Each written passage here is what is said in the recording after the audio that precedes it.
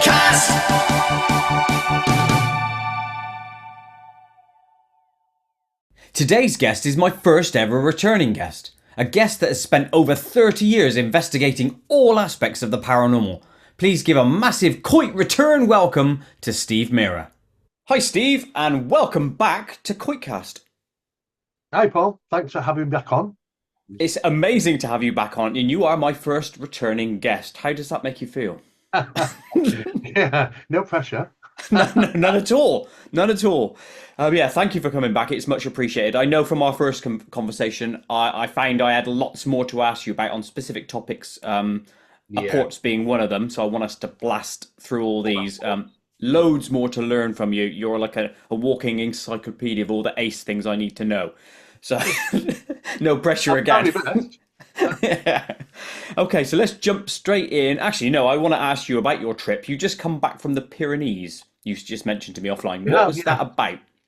Well, that's about Project Doorway. I mean, we've talked about myself and Barry about Project Doorway Yeah. before, and it's all about specific locations of where phenomena is manifesting. And it was a key location in the Pyrenees Mountains, which we've been monitoring for some time. And we obtained satellite photography of unknowns objects seemingly going into one particular location um, at dusk and dawn, interestingly enough. Yeah. So we started heavily monitoring the location, geomagnetics. There's a magnetic anomaly there, and we needed to put feet on the ground, to be honest with you. But what a nightmare to get to! I mean, talk about super remote.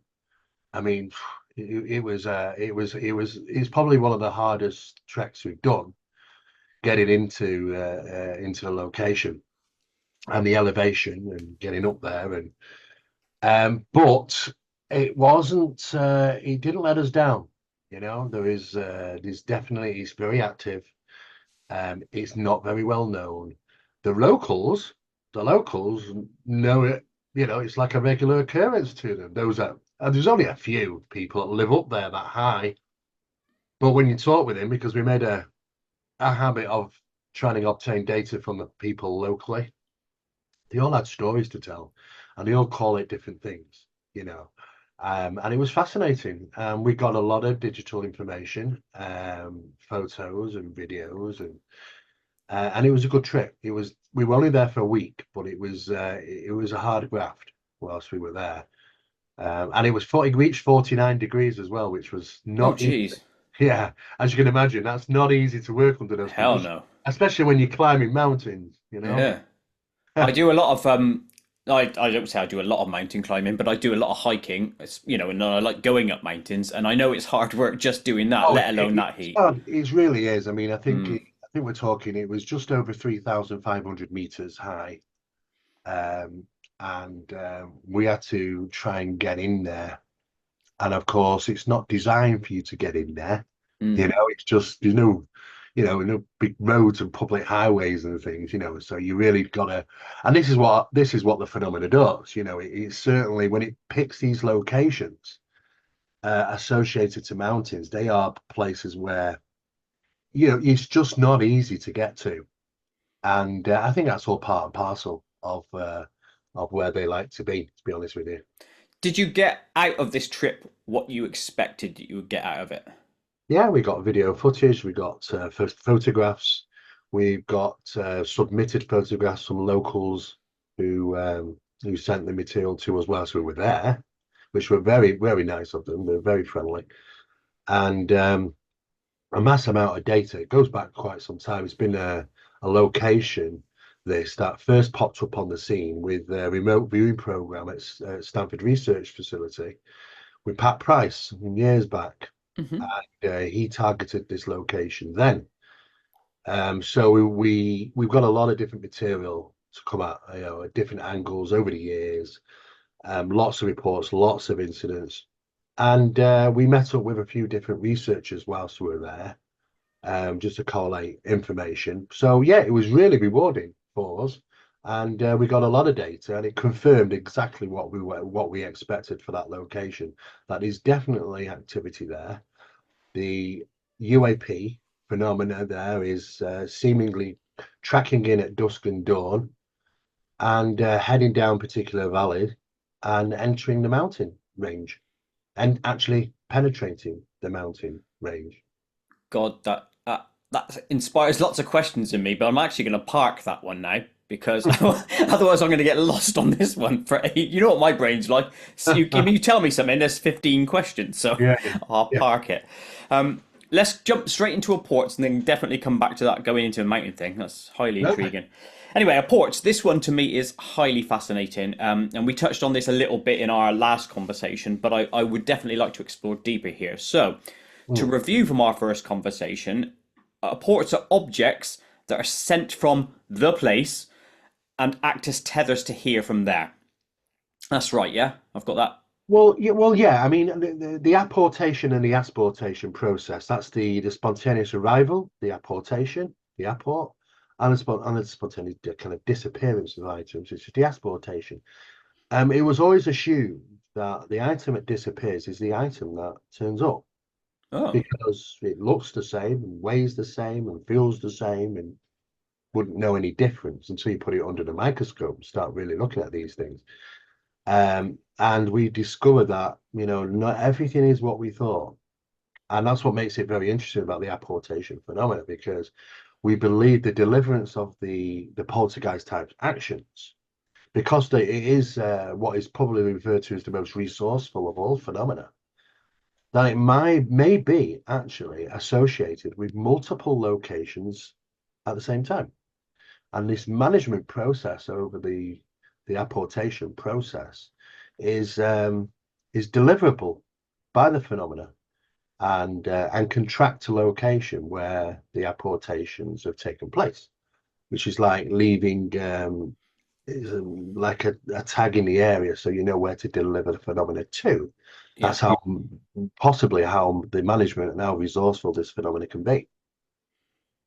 Excellent, excellent. So, yeah, that confirms exactly what I had in my head before the start. So, can we start with the history of Apports? Are there any stories from antiquity? Oh, yeah. I mean, we weren't called apports back then, materializations and things like that. The trickster, people used, going back in medieval times, you thought it was all the devil, persecution. There was lots of different theories and ideas and names given to this around the world.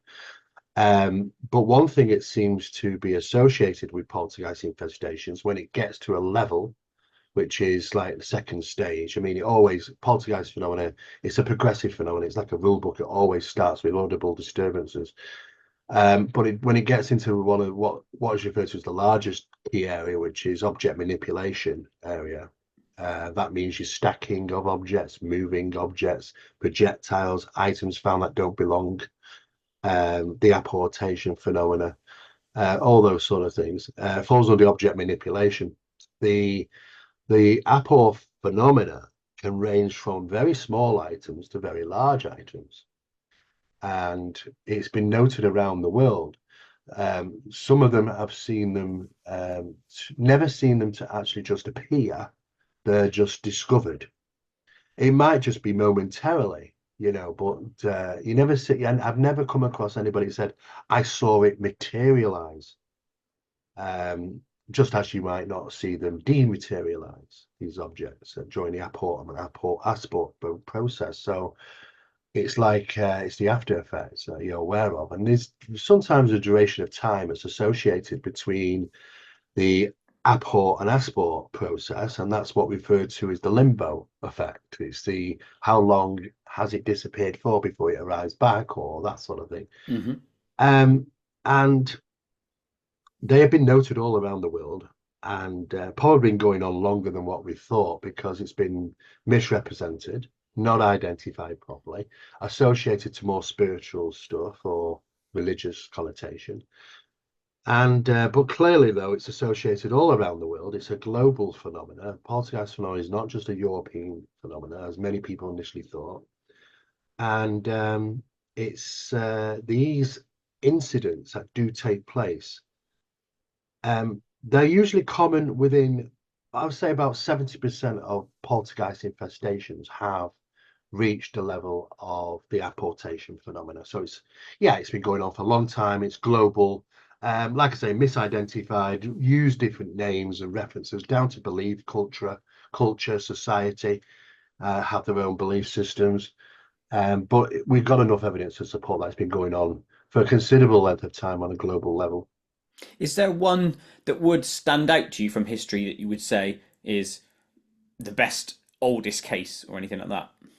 There's a few different ones over the years. I mean, there's been large things like cannonballs which have appeared in homes. There has also been water formings, but probably the most prominent one is our own case from Rochdale that took place in 1995. But there are other cases out there which I came across later, about maybe 2002, because they are rare. These water manifestations is coming from somewhere. It's apported from somewhere, Mm, but it's not normal. Whatever's located, such as water and things like that. It's not simply tap water or rainwater and things. Apportations consist usually of things which are identifiable. In some cases, it might be associated item to something that you're going to be doing in the future, such as a coin associated to a particular location. Now you're going on holiday there in 6 months' time. It's just there is intelligence behind the apportation they're phenomenon. not random objects, they are with a Oh specific no. Well, I intent, mean, sort of thing. sometimes they seem random, but sometimes there's purpose, as if like, well, what's the chances of me finding? I mean, I've had it with a coin that appeared, and it was a dime, an American dime, and I was about to go to the US to this particular location where that dime was actually printed.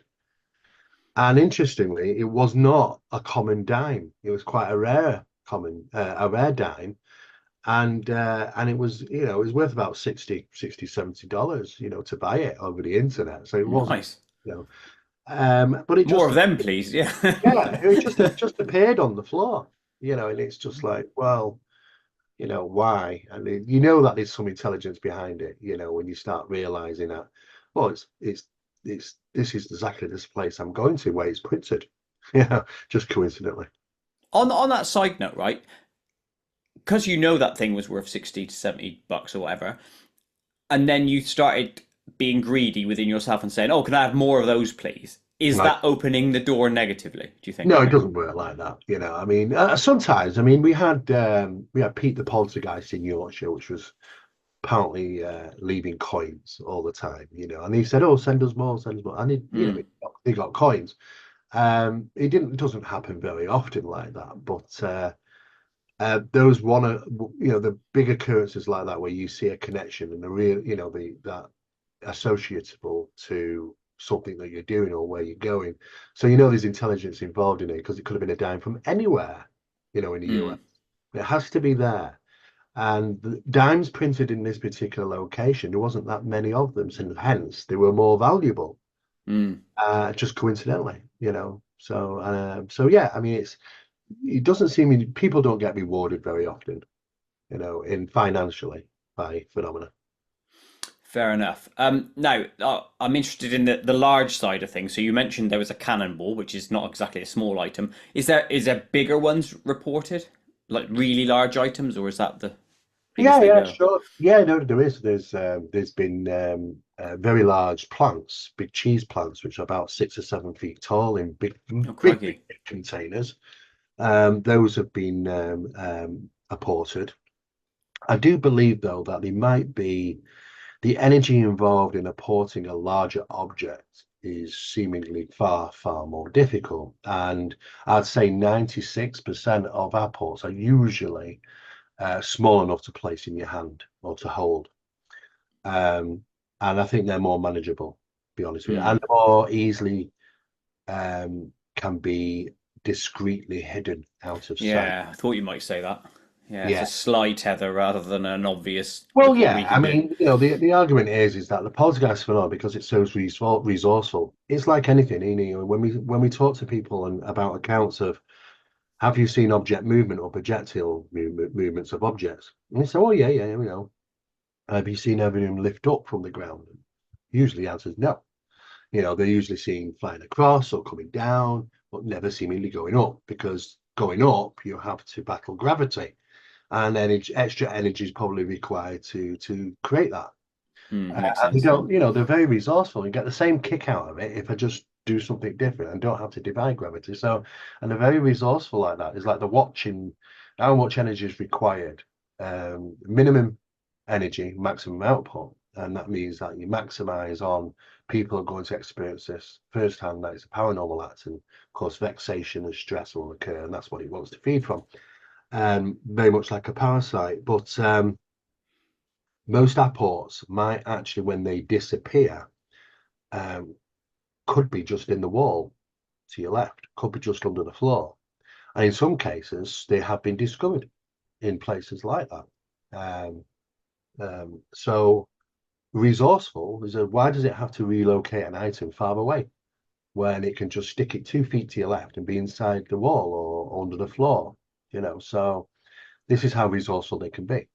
Here's a strange one then, on because you've mentioned that they've been ajar in a wall or whatever, or in the cavity of a wall. Has an apport ever been located within another object? So like within a concrete structure, within a wall. So when you broke down the wall, oh, it was in there, like it's Yes. been phased into the concrete, so to Yes, speak. absolutely. Yeah. I mean, if you talk in America, you usually got studded walls and things. That's easy to replace these. But Hmm. they have been found in between cavities in brick walls where there's an air cavity in between. They've been found like that, and there's no work been done. So the question is how did it get there? It's Hmm. that been found a few times, yeah. Yeah, I just wondered if they've been found within a brick, like actually inside Oh, the brick. Do inside you the know what I mean? brick? No, I think the physical interaction between apportations is the fact that it likes to have a perimeter of nothingness around it to some degree. Okay. So that you might get it tightly wedged in somewhere, but we don't see in them what is referred to as dual phased. Yes, that's what I We don't thought. get them dual phased, no. So that almost suggests some measure of either intent to make sure it's going to be found, or it can't go into objects. You know what I mean? I'm sure they could probably be dual phased. I think I'm sure, for the materialization process, there's possibles that it could do it, but I'm not aware of Mm, that. There's been dual phase phenomena where things have merged together. The only thing I note that really is when you look into the Philadelphia experiment, you yeah, know, and apparently some of the Navy personnel phased with the ship and they merged, you yeah. know, deatomization to atomization process. But I've not seen that in enough evidence in the poltergeist phenomenon. They seemingly be just as resourceful. They probably might be able to do. They can do some wonderful things, but the energy requirements in these things, is very calculated, and they'll tend to use the least to get the same impact, without having to do those things, dual phase things. Well, it makes sense. We do the same in life, don't we? We Least do effort for maximum output makes sense. exactly, yeah. Do apports persist? I.e., are they permanent once they've arrived if they haven't been dematerialized? Or that other word you Usually, mentioned? yes. Usually, yeah. I'm only aware of a few cases where they've been consistent apported the same item several times, but you can literally count them on your hands. That those cases worldwide, not so many. However, there has been many incidents where the apport phenomena has been regular, but various different items, and done with purpose. So you don't tend to get many that are reoccurring. There was in some incidents where there was people call them haunted dolls or haunted objects and things like that, and there's some cases where people have thrown them out only to apport back, and they've done this a few times and it's apported back. So it's we have to question. Okay, well, it has the capabilities of targeting the same object on one more than one occasion. Hmm. You mentioned before, I think on our last stream, that you had a drawer full of them. I have. You I got don't any keep, that you could show now? Are they right here? well, I don't keep apports at home. Oh, okay, fair enough. They're at the office, and they're purposely at the office because I would say if you have an apport, it's to get rid of it as soon as possible because what we now know is the apports are acting as a quantum anchor for the phenomena. So imagine the phenomena's got this office, and the poltergeist, and it's managing all these different events. And to manage this location, I'm going to leave something there. So it's easy for me to track phenomena there. So I'll put an apport. An apport takes place, and I can deliver the phenomena to the location because the apport has the tendencies of being recognized by the phenomena. The deliverance. When we relocate those apports quickly, what we tend to have on many occasions is a sudden death of the phenomena, which is like 4 or 5 days of nothing. This is when these events are high frequency, high severity, which is like 6 to 10 times incidents a day. And suddenly to have nothing for 4 or 5 days when you remove the apport, the phenomena tends to follow the apport and it manifests around the apport. And then it kind of, after about 4 or 5 days, kind of realizes and then tracks back to the phenomena to the original location, the house, for example. So that's the reasons why we don't keep apports in homes, sort of thing. But I do have a lot of them because we take them away, and on many occasions we analyze them. How many have you got, if you don't mind me asking? About 300. Jeez, way more. I thought you were going to say like 50 or something. I know about 300 over the years. Yeah, And yeah. what is the most common object? Is it a coin? Coins are the most common object. Small ornaments, keys, medals. Um, yeah, mostly small items that you can place in your hand because they're manageable. They're easy to be able to. What's the strangest one you've got? I presume that ornament thing. The strangest one was the mug, actually, A which we mug. the analysis on. I mean, the mug was part of 4 mugs which were bought at Christmas time by the owner. And about a few months later, these incidents started happening, poltergeist infestation and the apport phenomena. One of the mugs was apported. So we were able to analyze the mug, take the mug away, the apported mug, but take another mug from them, which is just out the set. So you got the apported mug and you've got the normal mug. To be honest with you, if you swapped them around, you'd never know the difference ever. You can't tell any difference. Everything are identical. But under microscopy, 3 levels of it, atomic microscopy, it looked at first the normal mug. They broke it down. It was brilliant because you could see everything. The ceramics, the heating process, the glazing, the colouring, everything. And it brought up all these details on the computer. And then we put the apported mug in for analysis, and that was done. And what the computer does, it tries to match, and it couldn't match. It could not match this mug to that mug, as if something was not right. So we had to look through the data. There was 3 tests of microscopy done, and it turned out that there was such a massive diathermic alteration in the mug. It was enough. It was enough to say for the computer to say it's not the mug that left. In fact, it may have been a mimic of some sort, Mm. which we would not know, just by looking at it or holding it. And the diathermic alteration was really, really acute. And it was something that we'd never seen before until some years later, we discovered a document which was from MUFON. And it was a UFO incident that took place where a UFO manifested close to the ground and affected the plants. People saw this happen and it just appeared and disappeared. It didn't fly off, it just gone.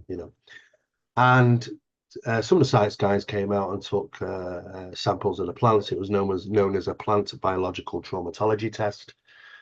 And they looked at the plants and how they were affected. And there was an incredible, unusual diathermic reaction taking place in the plants. The very same sort of diathermic reaction, alteration that we saw in the mug. So close, in fact, that we could even argue the point that the manifestation of a UFO and the manifestation of an apported mug are utilizing the same physics. Mm. And that's where it starts getting very interesting. Very much so. Because I think I mentioned this on the last one. It's almost like a signature then of either the place where they come from or the process. It's yeah, it is. Yeah, it's a signature event, that process. Yeah, because Hmm. at first, people used to say, okay, well, apports are often found hot or warm to the touch. That's true. We've got details on that and measured them. And we initially thought, okay, well, it's the it's the deatomization and materialization process on the atomic level, which is causing the heat because molecules scramble and move, and it's That's like when right. hands together, they heat up, and this is why. However, might not exactly be that. To be honest, it might be more associated to the diathermic alteration that's taking place, which can't be identified as the original source material, which is really unusual. So we have to question now, are apports a materialization of unknown origin, as opposed from the transference of somehow an object which is yours and gets returned back in an altered state? It's Hmm. maybe something a bit more different to this. It's a bit disconcerting because if it is a mimic, that opens your mind to say, could people be done that way and then returned a different being? Uh, yeah, just get your mind thinking. Invasion of the body snatcher sort of thing, you know? Well, you know what? There's lots of people that have said that, that these references, if you look around the internet, of people who have been overcome by something else, or, people say, well, they're not human, but they're in a human body, you know. Hmm. There's just stories and things like that. Human looking aliens. I mean, are they human looking or are they just adopted to human? Yeah, it's freaky either way. It's hard to know. I mean, I don't get too much into that because I like to look at the evidence, really, and there's not a lot for it, but interesting stories nevertheless. It's hard to say what the limitations and the capabilities are of this phenomenon, but what we do know is that it's boundlessly more than what we thought it was capable of. Yeah, it's like I said before, it's endlessly fascinating. Can we request apports? So, as an example, could we state, "I'd like a gold bar," and that actually turn up, or is it limited in scope? Do you think? It's very, very limited. Um, you can request like money and stuff, and you tend to get Hmm. the odd coin and stuff like that, but it's very, very limited. And I'm not aware of anybody who has managed to line their pockets with wealth phenomena, to be honest. Yeah, and I'm not interested in money, by the way. I don't know why I gave those two Yeah, examples I'm of just requesting money, but it's the obvious one that most people might ask for, isn't it? I it suppose. is. Yeah. Or Um, the lottery numbers. yes. I always Or get asked that question. Can you get a yeah. lottery? It doesn't work like that.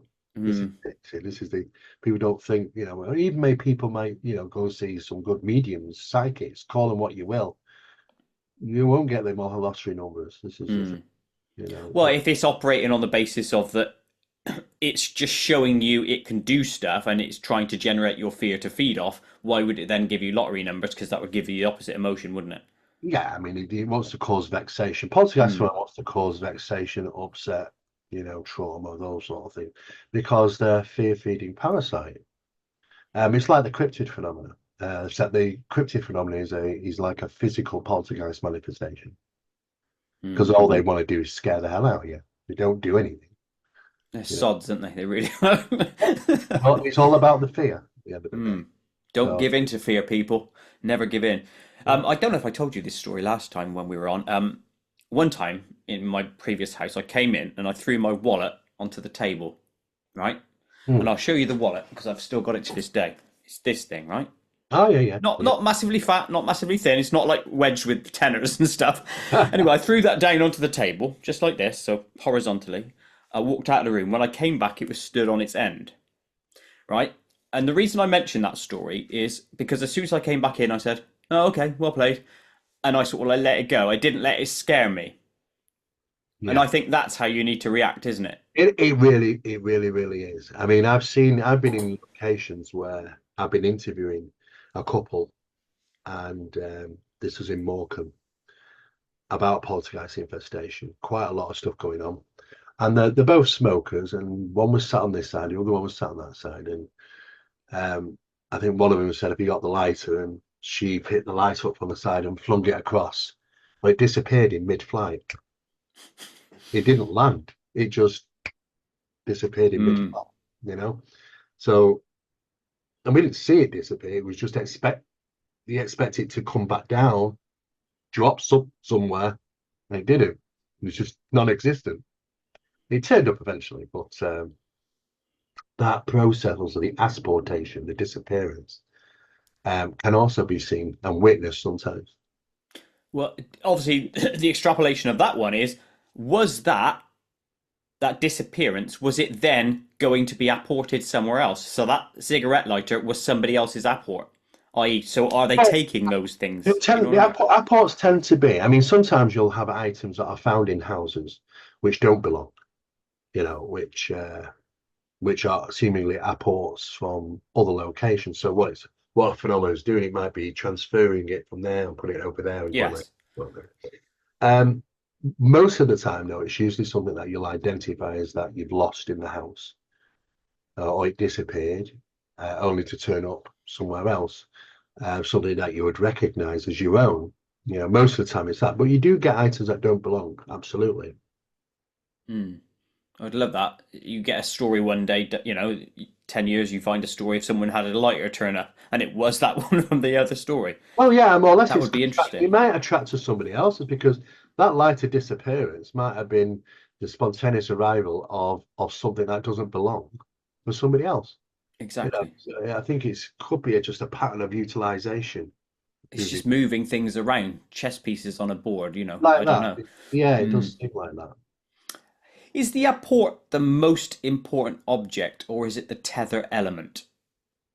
I.e., if we melted down or destroyed the apport, would the tether remain, do you think? Because it's then Yeah, landed. I think the tether's associated with the location of where the airport is.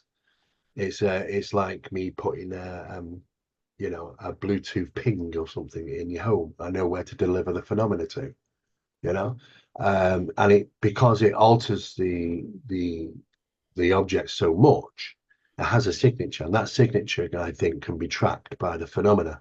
It recognizes its signature, therefore it knows where to the deliverance of phenomena to where the signature is.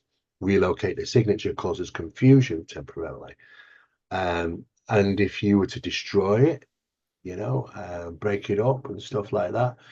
I think even on the small parts that you'd still be able to act as some type of trigger object for transference of phenomena.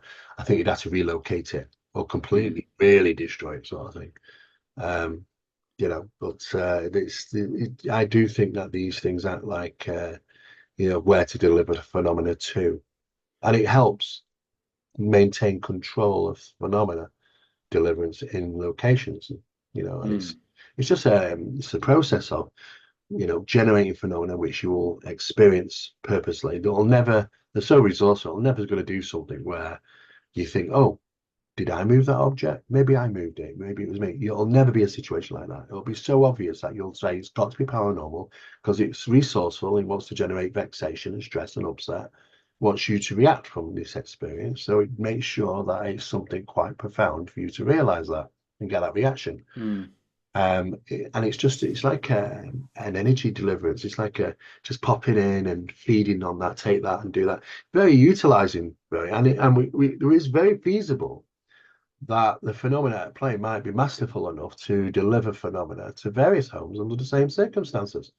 Why does a poltergeist infestation only manifest in one location? It might not be. Is a poltergeist infestation in taking place on the other side of the country the same phenomena mind is delivered by the same thing? Hmm. It's just how we want to manage it and understand it. Has any evidence come across your desk to suggest that it is like one finger of a big hand, so like five different scenarios So taking place? some in regarding some tests, yeah. I have been on a number of cases where the phenomena seemingly does the same thing it did at exactly the same incident to me, or I experienced somewhere else, as if it knew. And I'm thinking to myself, well, how does it know? Is the chit chat between various different phenomena, or is it one phenomena knows? I remember this guy, sort of thing. So we have to. It's really hard, and of course, they're not they're relatively rare phenomena anyway, as it is. I've specialised in that study for the last 30 or 40 years now, but they are rare, but Hmm. they are. they have a pattern recognition. They tend to do the same things. Yeah, I think we alluded to that last time. Like it's almost they're running through a Like script a of some mechanism, sort. when objects Mm, are moved, what people didn't realize is that, oh, that was over there, and it's moved across to the table over there. When you measure the distance involved between its resting place and when it moved to, you get similar figures that turn up, on other places where something else has moved. We never really realize that until you start measuring what is referred to as a transplacement distance. yeah. And it can be right to very exactly to the inch, these things. So it's like a I don't know if it's like a computer program. It's like there's a pattern of events. There's a mechanism which reoccurs. If you know what to look for, then you can start to realize what these things consist of. Yeah, and then that's where it throws it up. Is it a computer program? Because why would it always be the same distance? Well, I mean, they do vary the distances, but you shouldn't see similarity patterns, but you do, and that's what you would see in a computer program, for an Mm, example. It's an intelligence of some sort being delivered. It's not just random.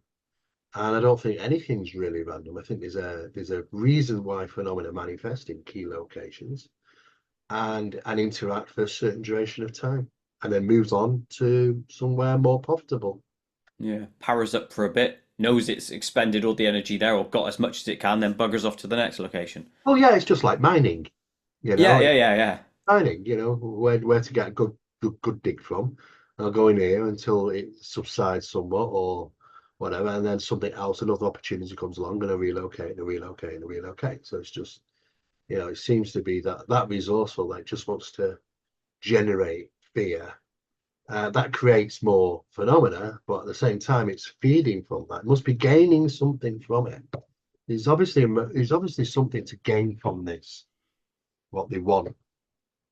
You know, on that basis of the feeding, we'll call it feeding, and it gaining something, is that the energy for it to sustain itself? So is it food or is it powering up to a point Yeah, where like a it's power getting source. you? Yeah. Yeah. Um, it's hard to know. I mean, if we look at the physical phenomena like cryptid phenomena, which, dogmen and stuff, and the pursuit, there's cases all over the world that these things are chasing people. They're massive. They're huge. Hmm. They're massive teeth on them and all sorts. And this is what people say. And they're pursued, and sometimes they get up to the victims, or the victim falls over or whatever. But we would expect, oh, right, this is a super predator. Even if it was just a mild predator, when anything's going to that much pursuit, there usually is a meal ticket at the end of it. If you just sat there, frozen in fear, and you're a meal ticket. But they don't. They just seemingly, all right, well, the game's up. I don't know what to do now. And then kind of run away. So it's the whole point is about generating fear. It's like teasing children. When poltergeists shake doors and handles go down, that sort of thing. It's all down to scaring whoever's in there half to death. It's yeah, because sometimes you might get somebody who's got a bit more common sense and just goes, I'm not having this. Opens the door, there's nothing there, there's no action. It's just like the whole process was about generating vexation, fear. So I think they are utilizing it. I don't there's something obviously that they're gaining from it, the physical cryptic phenomena, which is like poltergeist but more physical, or the poltergeist itself. There's got to be some reward in that. And the only thing I can see that they're getting reward from is the vexation from individuals, which they're utilizing. Maybe it's to utilizing to keeps them topped up and keeps them evolving in this method, or it's used for something else. That's the unknown. That's the big question here. Yeah. Because if it is a sustenance thing, you can understand it. So I'm eating just so I can then go on and do this again. It's That a makes survival. sense. Yeah, you say it's Yeah. just it's a survival. If it's the other thing, which is I'm gaining a bit of an energy and then I'm getting a bit more, it's like a battery powering up. So if it did this over 1,000 years, to what point is it fully charged and then what? Because it's then what? Well, I think what the process is that it is like a battery. It seemingly cannot help create phenomena, which utilizes energy. Creation of phenomena utilizing energy causes less energy to be kept in the vault, should we say. Therefore, it tops up. Because we've had like water manifestations and other things like that. But before the next manifestations take place, that usually disappears. So it's like you, rather than manage two things, I'll utilize that. I'll take a bit of that back and use it in the next act, as opposed Mm. to multitasking all these different events. So that's an interesting point then. So there isn't really a multi-ball scenario going on at once. You can't have Well, you in one have, location do things. yeah. I mean, in Hollywood, well, Hollywood films, you'll say you'll walk into a room and all hell's playing, like hundreds of items are flying all over the place. Yeah. Um, Not necessarily, really. No, that's more like the movies. What we do get though sometimes is people coming into homes and things that the kitchen's been turned upside down. But you don't know if it all happened instantaneously. It could have happened over a duration of 5 hours or while they're at Yeah, work. that's true. You know, and there's a lot of hokey stuff on the internet, and you'll see all these cupboards flying out and all these pots and pans flying. There has been some incidents where there has been a number of items which have moved in that location, and of course, and obviously, more energy is required to do that, I think. But most of the time, they tend to be just one or two items, a more Mm. manageable situation. It just reminded me of something I did to a friend of mine. I must have been a poltergeist to him many years ago because we used to go out and get drunk back in the day. Anyway, he was out. Me and my other mate, entirely changed his whole bedroom around when he got home. His bed Yeah. was over there, cupboard over here, and it wasn't small and easy to do. So I just wondered. There is obviously people like there that like me that might cause some of these stories, Yeah, but of it there's isn't the lots of main thing. tricks and things, and there's Mm, lots of people do with faking now with which is called magician's wire, and it's almost invisible to the naked eye, but quite strong enough to cause, if you pull something tied to it, it'll move. mm, Um, there's people using these tricks all the time for videos and stuff. But poltergeist phenomena, you always got to remember, it does not, it is intelligent enough to know that it's being recorded and being watched and being monitored. And these are very masterful. They don't want to give up the game. So if you're pointing your camera in one direction, it's likely to happen off camera in the opposite direction. This is what the phenomena does. So you don't just set up a camera and all hell breaks loose on the screen. That people don't think that when you're watching a YouTube video of all this happening, you're thinking, mm. yeah, well, it doesn't really work like that. They're not. They are demonstrative, but they don't like to show it, in front of cameras and stuff like that. It's usually in the opposite direction. Sneaky buggers, aren't they? They Oh yeah, really it's are. very frustrating.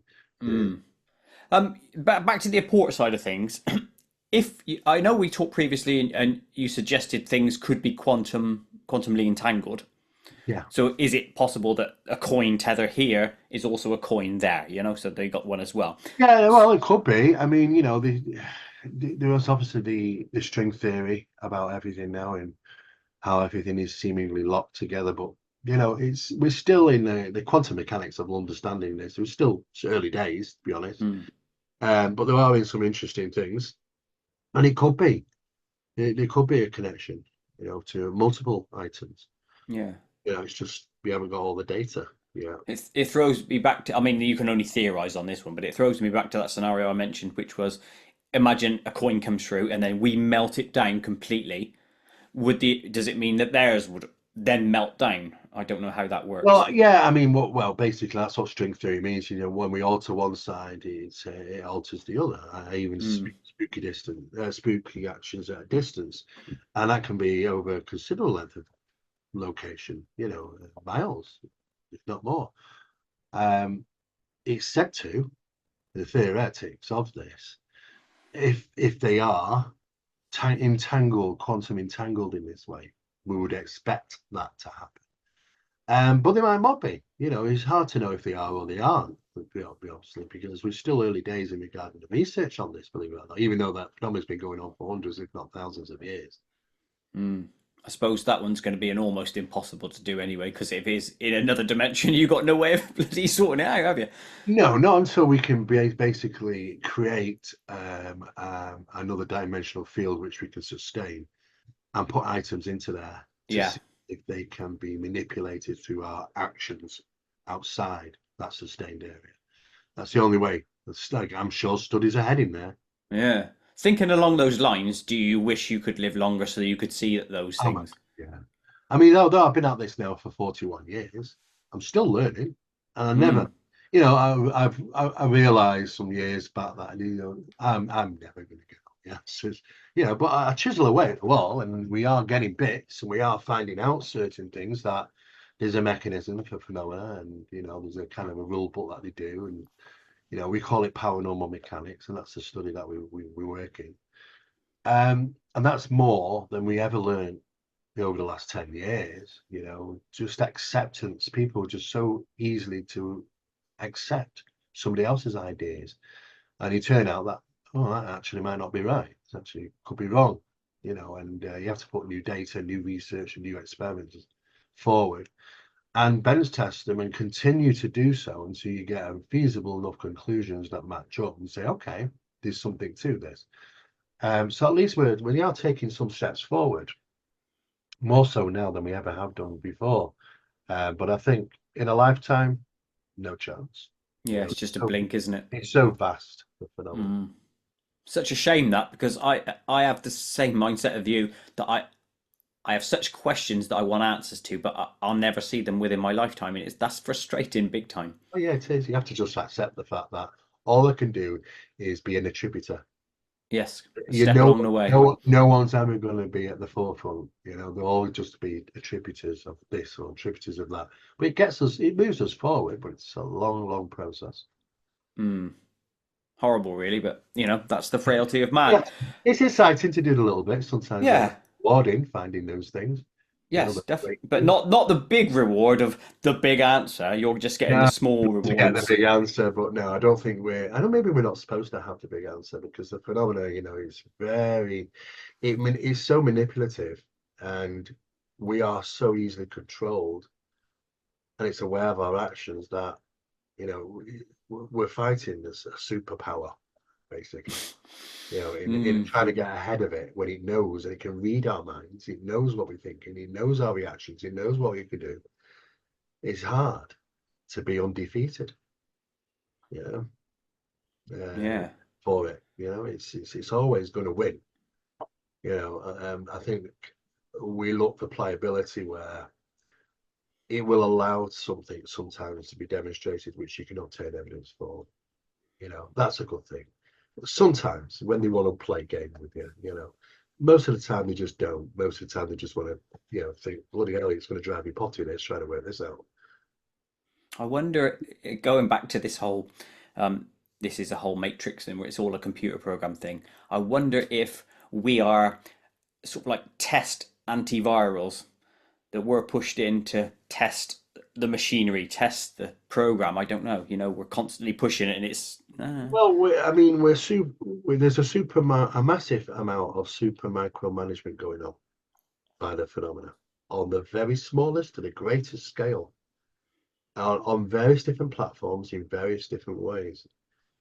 That source, what is the source of it? Because I believe there's a source. Even AI now, as you know, is coming up and saying the same thing. There's a source. What is it? Well, we it's could miss. HP. That's the best source. The good question is we don't know. I mean, is it that it's godly? And this is misinterpreted God. This is all the actions of some super godly power. Who knows? You know, at the end of the day, we are trying to figure out the mechanism of reality because it is part of reality. It's not external. It's never been external. It's always been part of our reality when it was chosen to be. And we're trying to figure out it blindly walking through the dark, trying to figure out and demanding the answers. You know, and you must think, yeah, right, yeah, you're just another one added to the 7.8 billion on the planet, which we'll toy with occasionally, and you'll experience those occasionally. And people won't know and won't understand it. Most people won't even try and attempt to try and understand it. But we are moving forward. We are finding new things. It's just going to take a long, long time. But how long is that? How much do we not know? That's the problem. We only know Yeah. what we know. It's like what they say in government, you know, the knowns unknowns and known unknown knowns, and Mm. don't know how much we don't know. You know, have we got 50% of all the answers, or have we got micro It's 0.0001%. likely to be the micro, isn't it? Likelihood is, yeah. Mm. Yeah, that's a mind-boggling thought I, again. Um, are apports confined to inanimate objects, or has any flesh, insects, animals ever been materialized? I'm not aware of biological apportation. Um, I'm aware that plants have been found moved, but they may have been relocated, moved, as opposed from dematerialization process of Yeah. apportation. I'm not aware of any biologics that have that Okay. been So in a way, that's materialized. kind of good, because Well, that yeah, means we couldn't be because replaced. you might have a problem regarding biologics, Yeah. you know. Yeah. Yes. Good. Mostly items like pottery, metal, rubber, things like that, toys sometimes have, doesn't have a problem regarding material and things like that. What it tends to seemingly have less of reported or documented is things of which are like alive, biological, like plants or animals. A thought that's just popped to mind, right? All these objects you're mentioning have a link to day-to-day life, right? Such as a toy, a coin, things that are sort of personal to people in a way. Are Yes. there objects that have been apported that are impersonal? So, like, I don't know, a stone or anything random? Yes, there has been. Ah. Yeah. And it doesn't seem to have any association with the individual whatsoever. Yeah, there's been reports of that. So it can be anything then, any inanimate object it could be. Yeah, I just don't seem to have enough evidence to say they do the same with biological things and plant life, Hmm. Sure. animal. Okay, so let's look at returning apports, because where you've removed one and then it comes back. We've tested those, haven't we? Mm, yeah. Has there been a scenario where the item comes back and then you remove it for a second time and then we can test it to prove it was the original apport or a second new mimic? No, no, we've only been lucky enough to be able to analyze three ports in 41 years.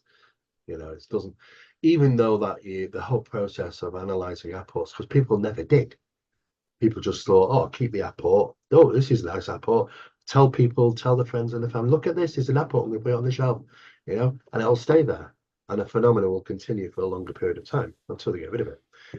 So that can happen sometimes. However, it doesn't seemingly that goes away because the analysis of these things usually means the destroying of them, breaking them up, putting them under the microscope. Um, those items don't reappear back. I'm not aware of that. There is items though which have been apported and they've got rid of it and it's returned and got rid of it and returned. you know, things like that which have happened. Yeah, well, that would be the interesting thing because if you got rid of it a second time and you could analyze each one, Well, so that's right. It just we never analysed first yeah, documented incidents of that. I mean, only if you talk to all the people that deliver research into poltergeist phenomena, and you ask them how many people are analysing the airports, you'll probably get maybe 1%.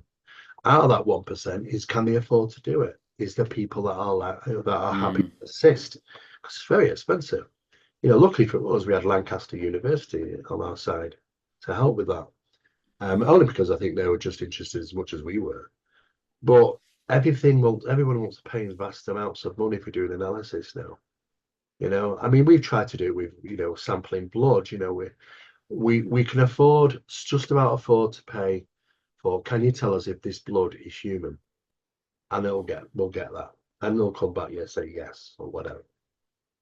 Um, can you tell us what type of blood group it is if it matches this person? Well, that's a whole different ballgame because now we're talking real testing.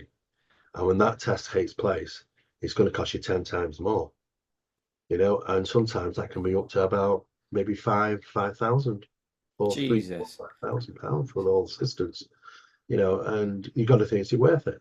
So sometimes it's down to can you get help? Is someone going to be on your side? Can we some support? Um, And we've been lucky a few times, but you know, how many people have got that option? So the process of analysis on Apports are extremely, extremely low. Mm. It It's definitely just, cries out for an Elon Musk type, oh, doesn't it, to be it on your really, side? really does. If Elon Musk is giving out grants, this is one that he should be putting to. Yeah. Yeah, give it definitely to Apports. That would be amazing to come to Apports some sort Ancient of conclusion. Research, yeah, Yeah. is fantastic. Elon, not that you're ever going to watch this, but if someone does it, could pass it on to him. Make sure you get involved with Steve and Barry's work. Yeah, we need this shit sorted. um, Yeah. you've never seen one materialize, you said, and No, no one has. I'm not aware of anybody else. It's been they are usually discovered, um, and but the point of materialization, no. You know, they Mm, don't sit there and say suddenly I just saw it sort of phase in and it appeared. No, it's like I looked around and there it was. You know, it's just that sort mm, of poltergeist actions like to take place when you're not quantum locking them with your eyesight. Is because we change the actions sometimes, I believe, in poltergeist infestations actions because we're monitoring, such as objects. You think that this is just moved, and you're looking over and you think, I'm sure I've just seen this move. And you're looking, you think, no, it didn't move. Until you take your eyes off it, then it'll move. So maybe that we're quantum locking it, you know, the double slits, but the electrons yeah, are different in it. And we're locking it from action, you know, yeah. when When you look at it, maybe, it can't do anything. When you look away, it can. yeah, It's yeah, freaky. yes, it is. Yeah. That also is obviously the same explanation for why you have your cameras and you can't record the activity because again, a sensory Extremely rare. lock. I mean, I'm not saying it's impossible. We have on occasion captured a few things, just movements, but not never an apportation has ever been caught on camera. No matter who you'll talk to, I'll guarantee there is not one single apportation that's ever been caught on camera, ever. And then I think that's done purposeful. Object movement, yeah, you can get something which causes movement, but that's not an apportation, not dematerializing and materializing. It's just simply a force being applied for it to cause the movement of an object. But I Mm. think that sometimes is limited because of our observation of it. And that's the same for the camera. Because people slightly double slate, oh well, if I'm looking at it, it doesn't act that way. Okay, well, what if I stick a camera on it? Well, it's still the same thing because you're going to watch the camera and that's observable. I know, but that's weird, isn't it? Because that's like taking it back. That's like second cousins sort of thing. It really is, yeah. And you think, well, it's like it must know that it's going to be observed through the camera It, because you're consciously, it must be aware because they're consciously, it must say, well, okay, well, you're not watching me, but you got a camera on me, so therefore I'll still act the same way because when you're going to observe it, you're going to have to observe it through the video recording of what's happening. So the question is, you know, do you have to be there to observe it or not? Is the question, you know. I think observation is a very wide scope. It's not just a matter of you being sat there and looking at it, cause and effect, but can it, when monitoring it through certain processes, can cause that effect. does that suggest then, if we had 360 cameras everywhere, covering every square inch, does that mean we could stop the phenomenon? I think so. Yeah, I think we will really limit it.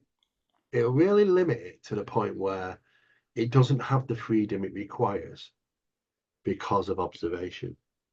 It has to stay in It's the got to be shadows. Yeah. it's got to be something to do with electrons. I mean, you look at the UFO phenomena, you know, you think, how does the conscious connection work between the UFOs and these people? And I think, well, people are looking at it. And when you're looking at it, the electrons are changing in that UFO. And if they're aware that the electrons are changing, they're aware they're being observed. All they got to do is stare back and realize who's watching us. Oh, right, there's four people watching us. I'll tell you what, let's really focus on that one there out of the four. There's your observer. That's your, you know, your conscious connection.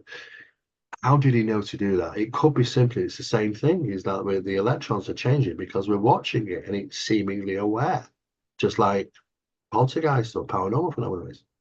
Isn't that a weird thing to think about? Just by your pupils moving over there, something can sense It that really is, link. yeah, That's absolutely. I mean, freaky. if you're looking at your mobile phone, you know, the electrons in that mobile phone are acting differently when you look at it. But when I turn away, the electrons are not, they're changed. And then it goes back and it changes again. It's my observation of this in this reality is causing the effect. when I look away, it's not locked in our reality. Therefore, the electrons change in it. The form waves change. It's crazy. It really is. But quantum mechanics now, quantum physicists are coming forward and they're talking some stuff, and it's like just trying to wrap your head around it. What they are saying now is that if it is not observable, it's not in our reality. That's what they're saying. I mean, it's like saying, well, okay, well, we're both sat here, Paul, and we could say, okay, well, our kitchen's downstairs. We know they exist. We know they're there, but are they? Until we experience them. That's what their argument is. It doesn't exist until you experience it. Well, I'm going to go downstairs. I know it's there. Well, you don't. You're just assuming it is. But as you're taking each and every step, it's unfolding and unfolding the next one, so that it's always a predecessor of the reality of we know just ahead of us. So as soon as we walk through the kitchen door, it just knows it's going to be there because it is, because that's what we were expecting to happen, and it is, and and it doesn't exist until we experience it. This is what these quantum physicists are saying now. If it's not in our observable nature, then it doesn't exist in our Mm. reality properly. Until it's that question, does a tree when a tree falls in the woods, does it make a noise? Well, maybe a tree doesn't even fall in the woods until we're there, until we know it's happened, because we see the trees falling down, and that makes it real. What happens if there's a monkey or something in that woods at that point looking? Does that mean it did happen because the monkey Yeah, was there to see it? I would assume it's exactly the same effect with animals as it is to humans. I'm sure testing the double slit experiment also applied to observation by, monkeys and other things, and it was the same effect, like Mm. the effect from observation. So it's like we are affecting the reality around us by our observations of it, and also equally by our non-observations of it. Hmm. That's the It's, weirdest thing. By the way, Barry did say to me that you didn't have a kitchen. I have a kitchen Oh, you downstairs. do? Okay. It's in your office. He's winding me up. Yeah, he's winding me up. Yeah, I have a Oh, kitchen. no. Yeah, but it's just it's just hard to imagine, isn't it? That we take it for so certain, and that's how reality is. But the truth of the matter is that there's a mechanism at play, and we have to question what really is reality. And quantum physicists are looking at that now, and surprisingly, coming up with some strange stuff. Really It's all are. theoretical, obviously, at this stage. So that quantum thought could be complete bunk, but it's a thing to go down. But It's it been going seems to on for make a long sense. time. Yeah, it's been Yeah. going on for a long time. It's like the cat in the box scenario. There's a Hmm. cat, the cat's alive and dead at the same time. Schrodinger's cat thingy. Exactly. So Yeah. this has been debated for a long time, but they're pushing forward and forward more with these statements, saying this is what they believe how reality works. And I can't argue with it, because all I've got can fall onto, as evidential wise, is the evidence from the double slit experiments, that things act differently under observation, which I is odd. know. And that is highly, highly, highly bizarre. Well, it's highly bizarre, but yeah, it's absolute evident now. It is what it is. Yeah. It really is. It is what it is. So does the heavens, the moon, and everything we watch, have an effect when we're watching it? Does people have an effect? If you've got 10,000 people and you're all watching one person, is that one person affected in some way because of the 10,000 that are watching him? Well, It's artists that are on stage would say there is an energy, don't they? It's whether yeah, it's a it's tangible, measurable energy. gets your brain going up, doesn't it? It really, really does. I think I asked this earlier, but I'm going to ask it again because I've written it down here. What's the strangest Apport story you know? Um,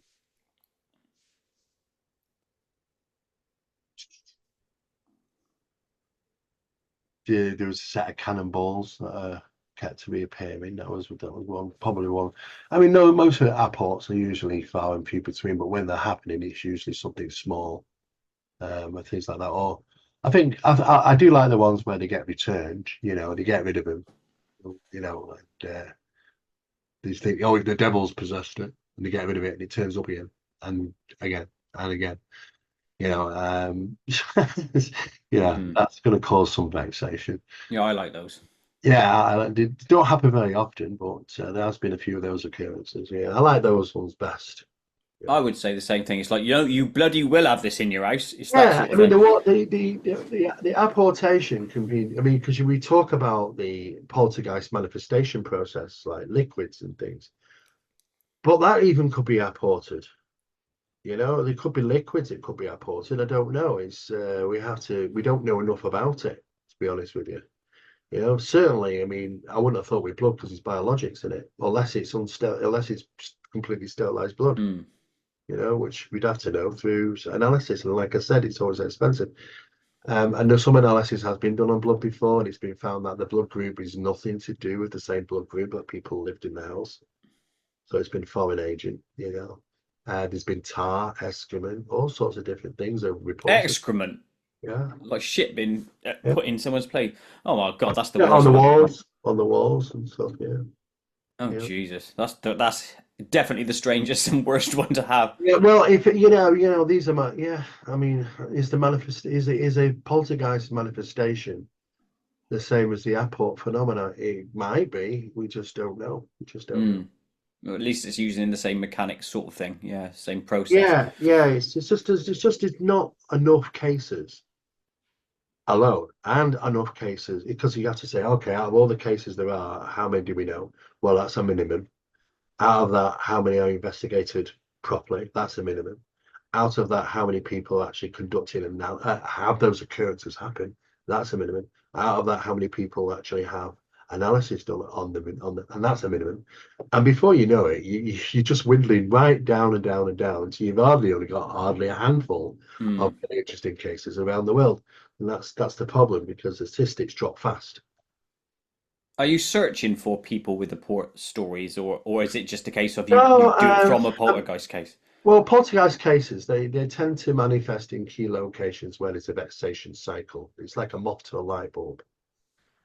Um, and they usually got children or adolescents involved, sometimes more female than male. Usually poor living conditions, financial conditions, family issues, those sort of things. So there's already a huge amount of vexation in their lives already, which they're drawn to, which like a parasite, and they feel accomplished there, and that's where they'll stay for as long as they can anyway. And think in those cases that he's lucky to hear about them, let alone them be reported to you, and you have the option to investigate them thoroughly enough.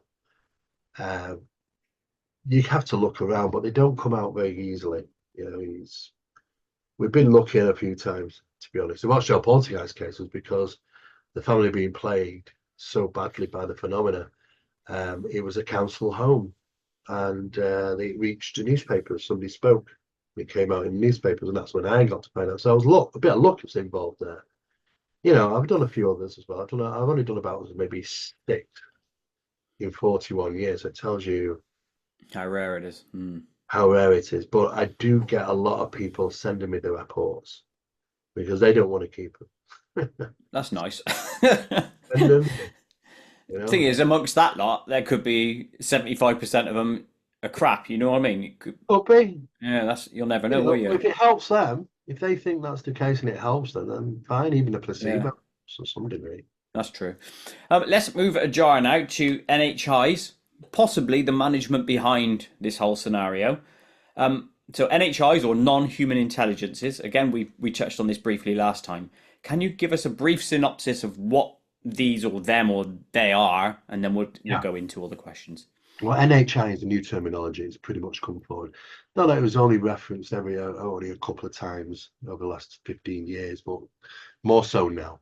Definitely over the last year or so. Non-human intelligences. And that's simply because the effort that's gone in to try and um, see if there's any weight to the extraterrestrial hypothesis, the ETH, is very, very low. Enough to suggest that there's a lack of evidence to support that these are, in the sense as we would think, extraterrestrial in origin. Therefore, there are intelligences, and they are non-human. So they're just calling them non-human intelligences because they don't want to paint it into a corner where there's not enough evidence to support it. So hence the new terminology, non-human intelligences. As to where they're coming from, uh, you'll have some people say, well, they're interdimensional. You'll have some people say that they're other things as well. You know, it's not as simple as that, but I can't really get into that too much at the moment. But myself and Barry's got a book out next year, which we're going to be putting out there. But let's just say a bit more closer to home than what we thought. You Yeah, know, Barry said that, and I kept pushing because he gave me a tether essentially to his dimensional thoughts in his brain, and I need to know the answers. So if I ask you loads, I do apologise. I don't mean yeah, it's to. okay. There's only certain things I can say because of it. But yeah, we are in a process of learning what occupies our reality with us, and always has.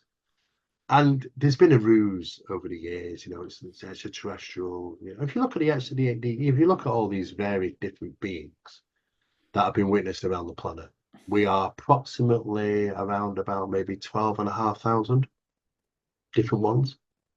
So are we saying they're coming from 12,500 different planets? And yet, all these, if we want to see something truly alien, just go to the bottom of the North Sea. Hmm. Yeah, for all these 12,500 planets from all over the place, where we can't even see them that far away.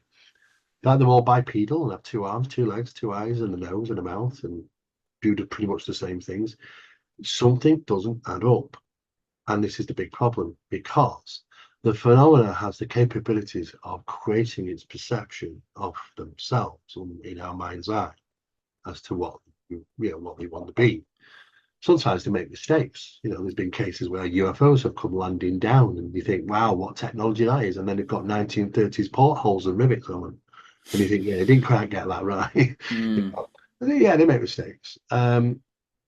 This phenomenon is all a bit about deception, and it's all a bit about guys, and it still is. And people will verbatim look at it and go, "Oh, it's this." Well, why is it that? Because they told me. They told me that they came from this planet, and they told me that they're here to help. Right, okay. I guess they must be telling the truth then. Hmm. Yeah, this phenomenon is so much evidence to support that, they're so deceptive, and that's the problem. So they had to come up with something. There's so many people are going to ask questions. They had to come up with a ruse. And the ruse is the extraterrestrial hypothesis, that they're traveling from all these different planets. The fact is, though, we've got no superhighway passing backwards and forwards to Earth. No superhighway. That's been confirmed not only by the Pentagon UFO program, and NASA and multiple others is just not enough. We have the few bits, but we've got nothing like that. Statistically speaking, a UFO is seen approximately between every 8 and 20 seconds on a daily basis now around the planet. Where they are traveling from. There's no superhighways. We've got enough information now to see anything traversing backwards and forwards, going through ionospheres. The ionospheres leaves ionospheric disturbances. We know, and they know, but we're catching up. We're kind of saying, well, okay, well, if there's not ET, what is it? And hence the name changed to NHI. The narrative is we are living in interesting times, actually, where the narrative is starting to shift away from what we initially thought was, Thought it was, yeah. and it's a bit of a ruse in the sense of speaking, really. It's easy to fall under that. And they generated TV shows and programs and TV series like Star Trek and stuff to hammer it home. All bipedal, all coming from all these different planets and stuff, just like it is in Star Trek. But we know you've really got to go to the bottom of the North Sea to see that much difference in alien life, and we shouldn't expect to see that. It's not normal. So these NHIs covers a massive sphere then of anything it could be that we Yeah, haven't decided what it is yet. yeah. Lovely. Now you mentioned before in like I don't know whether the terminology I'm going to say is right. There's like seances room and stuff where NHI's voices would come through. Hmm. That's the sort of avenue I want to go down now. And I think you mentioned previously that there was a voice that came through and it was neither male nor female. Oh, we've had that a few times. Yeah, yeah. Because they're not going to vocal cords, so the voice is generated. It's generated sound, so you can't really put your finger on it. You see, is it male or female? And when they are recorded, they're not even coming back with vocal frequencies. They're coming back. a lot higher or a lot lower. They don't get vocal frequencies because they're not using vocals. So they're not coming from 20 to 20,000 hertz. They're below or above, which is unusual, really, because then you have to say, okay, how do you hear them sometimes then if they're not? Yeah, I was going to say that. Well, that's because it's called transplacement phenomena. They transplace the sound directly into you. Is you thinking you're hearing it, but your eardrum isn't working because it's not harmonic. It's I see. bypassing and going to the inner ear cochlea area of the brain, and you're getting directly fed the information. Now, some people will say, "Well, that's telepathy." It's all one of the same thing. But it might not be, yeah. Paranormal transplacement and telepathy is the same thing. It's just a different name. No different.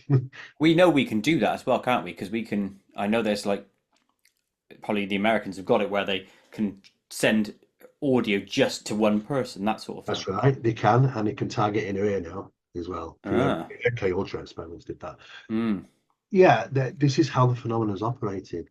You see, so you might think, oh, I can hear somebody talking, and you're not hearing nothing because your eardrum ain't moving because there's nothing harmonic causing the eardrum to vibrate. There's nothing under 20 to 20,000 hertz going on. It's above it or below it. But what's happening is that it's being delivered to you. Just like it can be delivered to different equipment, it can be delivered. We own pieces of equipment ourselves, so it gets delivered directly to us. Because sometimes we might sat there and we've both heard the same thing, Paul. And I'll say, hang on, write it down. What did you hear? And you'll write it down, I write it down. We look at it's exactly the same. We both heard the same thing. hold And on, I'm yet going to write it down. all the recording devices around us haven't recorded it. Well, how did we hear it then? Because these recorders are designed to record from 20 to 20,000 hertz. And yet Mm. we heard it. So it's transplaced to you and transplaced to me at the same time. And that's how the phenomena works, called transplacement. The telepathy from contact with aliens, these sort of things, it's the same thing. It's just a different name that they're using. It's not telepathy. It never has been telepathy. It's transplacement phenomena. Interesting. I had a sort of half question in there, which is if a dog was nearby, and bear in mind they can hear different frequencies to us, is it a focused displacement to one individual, or is it just like a localized area where if you had a dog present, that Uh, might hear it? It's focused, but sometimes, um, sometimes they're not. You get random ones where animals are acting to it, and you're thinking, Mm. I can't hear anything. What's going on with them? So they're hearing it, they react. Sometimes it's like that, but in direct transplacement also takes place, so you can pick one person out of a crowd, basically, and for them to say, I've just heard a voice over my shoulder call my name, nobody else had heard it. We can't rule it out now, because transplacement phenomena is a real thing. It actually, these experiments that we've done and conducted in it, we were sponsored by Olympus on some of those tests as well, and it's definitely taking place. That direct placement of hearing, whatever it is, um, what does it suggest to you that the goal is? Well, it's the way they deliver because they're not physically. There's no voice box you're communicating with. And that's vocal cords. It's strings and chords and things. They're Mm. biological makeup of things. That doesn't exist. So when you're hearing it, it's not generated in this manner. It's falsely generated, and this is what a phenomena does.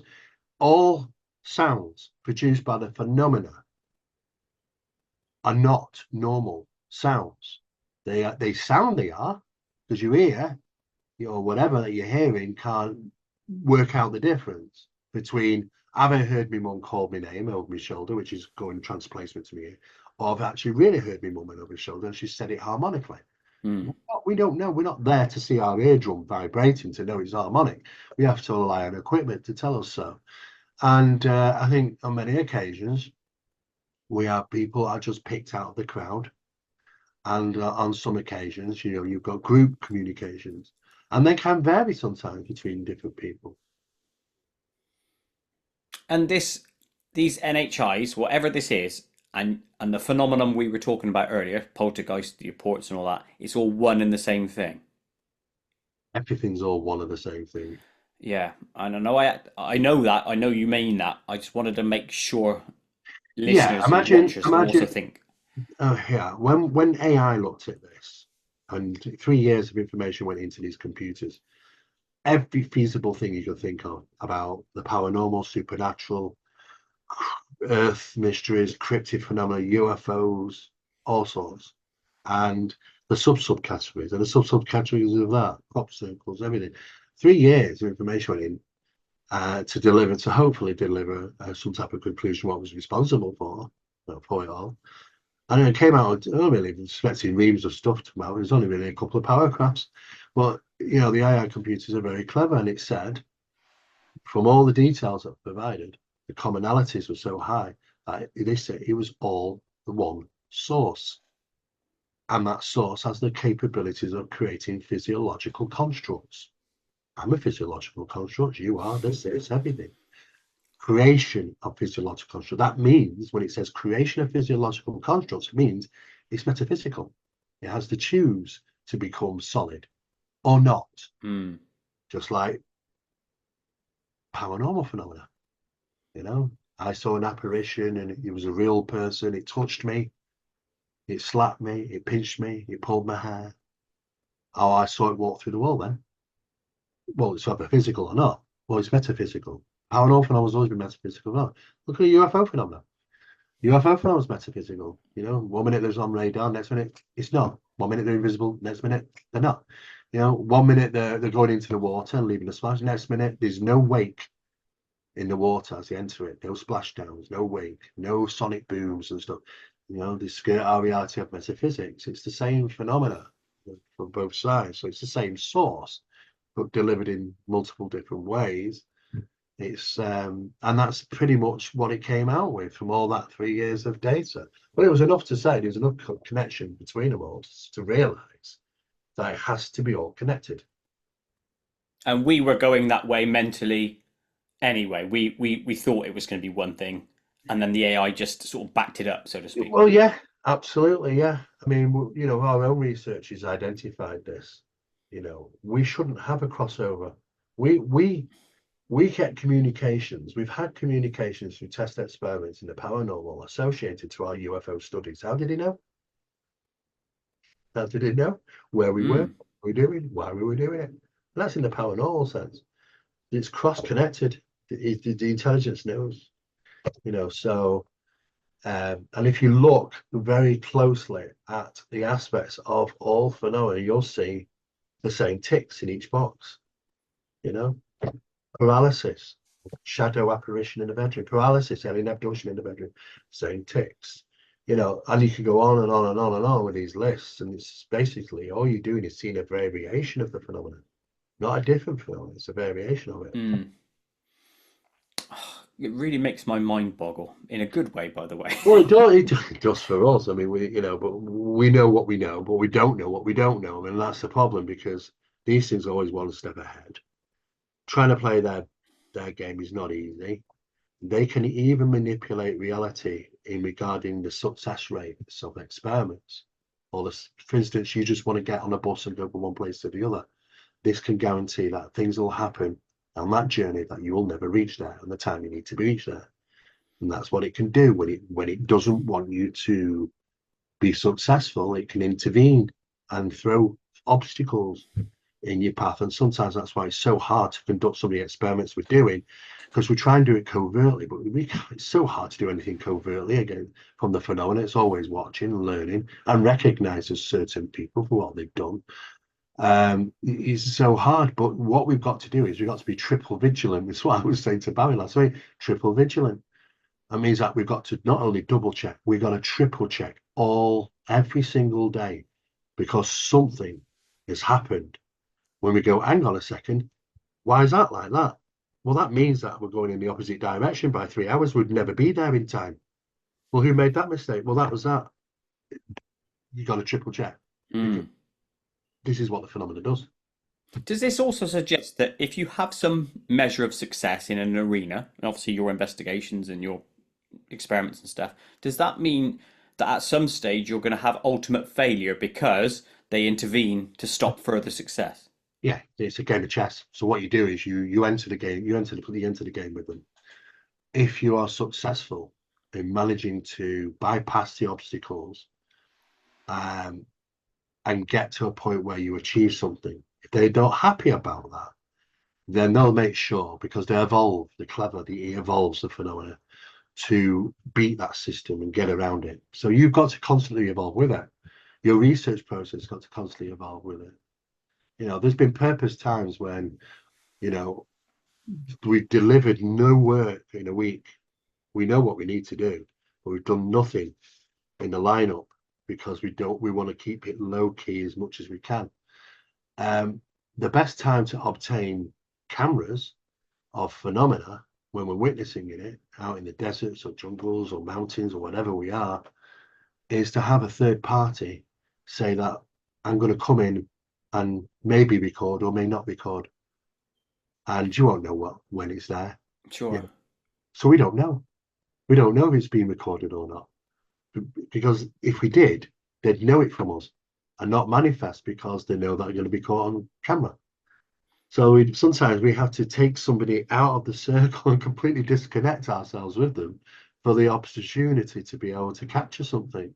See what I Because mean? they're not Yeah. getting it directly from us, and we don't know if it is or if it isn't. They'd have Compartmentalize to, things. yeah, they'd have to Yeah. focus on somebody else, but they're not as focused on that other person because that other person hasn't been as so involved in the subject like we have, because we're pretty much seemingly more watched. I don't know it's Mm. the way I can describe it. It's like they've got one beady eye on us because of the things we've done, and not so much somebody else who's just been introduced to doing that thing with the cameras when we don't know when it's going to be. So it does work like that sometimes. Two questions. You said you're being watched more. Do you have physical manifestations of that? I.e., do the hairs on the back of your neck go up more often than probably a standard person?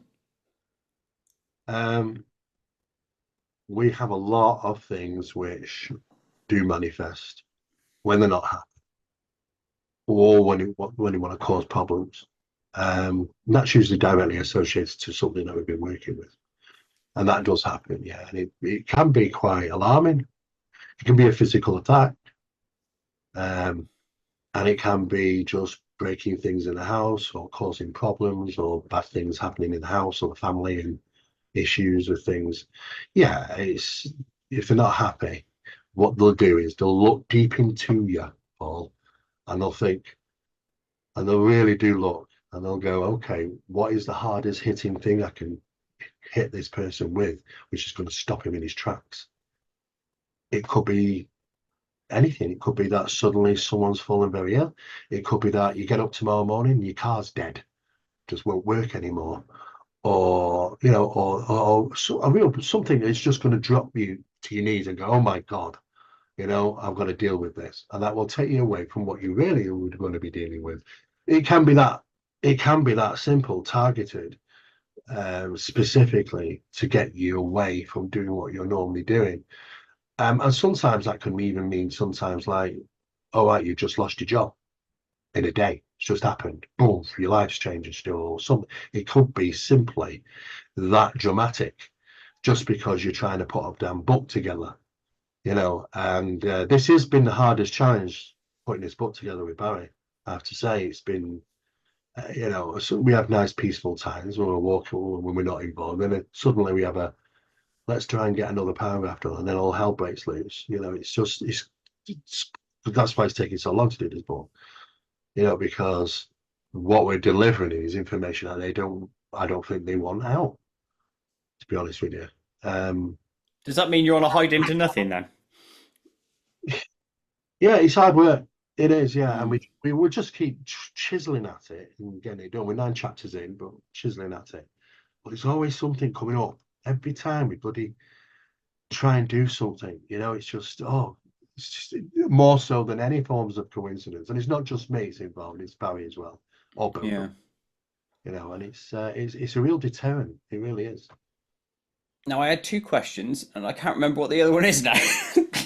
What was the first question I asked you? But you asked me about the physical effects, the effects on That's us. right, the hairs on your neck. Balls. I genuinely can't remember the other question now, but I'll come back to it because I'm sure it'll pop up again. Um, extrapolating and theorizing, we've talked about the source of the phenomenon. Could it be, if we discount the fact that the source has always been here on Earth, yeah, in Hmm. this level of existence or whatever, could it be that this, whatever it is, came from another place, saw the Earth, and thought, oh, I'll interact with that, and then I decided don't to think so. experiment? I think it's older than us. Okay. I think the phenomenon is the predecessor for sure. Yeah. I mean, we tracked it back, myself and Barry, and Barry's done some great work and put it back to, thousands and thousands of years before Christ. And it gets to a point where there's no history documented anymore. And it was there. So Hmm. it was there as soon as we put pen to paper, or how we managed to document, it was there. So it could very likely be a predecessor to us. And I do believe it's well, it's millions of years old, this phenomena. It really is.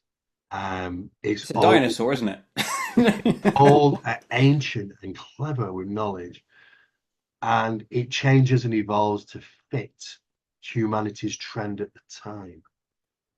And sometimes it manifests as a predecessor to technology. Just as we might have phantom airships before the airships manufacture, and things like that. So ghost rockets, stuff. Hmm. It's clever, and it knows, because it knows about how to. I think it has the phenomenon definitely has the ability to figure out or inform you of events that take place in at least 18 months into the future. At least I don't know if they do any more than that, because I haven't got the details, but definitely up to 18 months. So I know what's going to happen in the next 18 months for sure, because they've told us, and it happens, and it's doing right.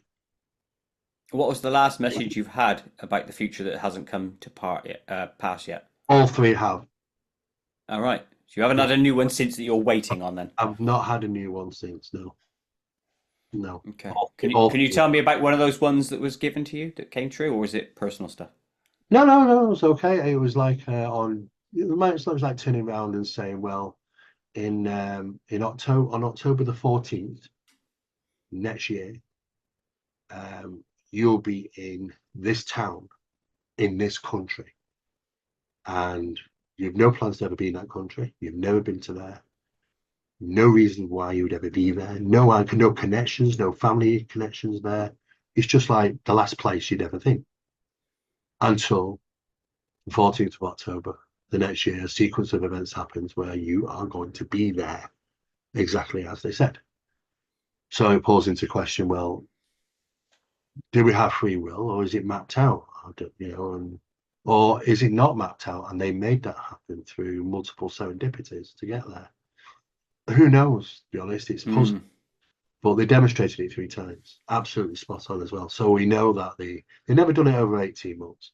Not to us, but probably might be able to. It just happens to be that was 18 months was the longest, and I knew absolutely spot on. So it's Crikey. if they have that capability as well, how are we supposed to even get a foothold ahead of this phenomenon? It's Well, you just can't. Right, no. you use the term they. Is that just a word you're using, or do you know it is a multiple of something?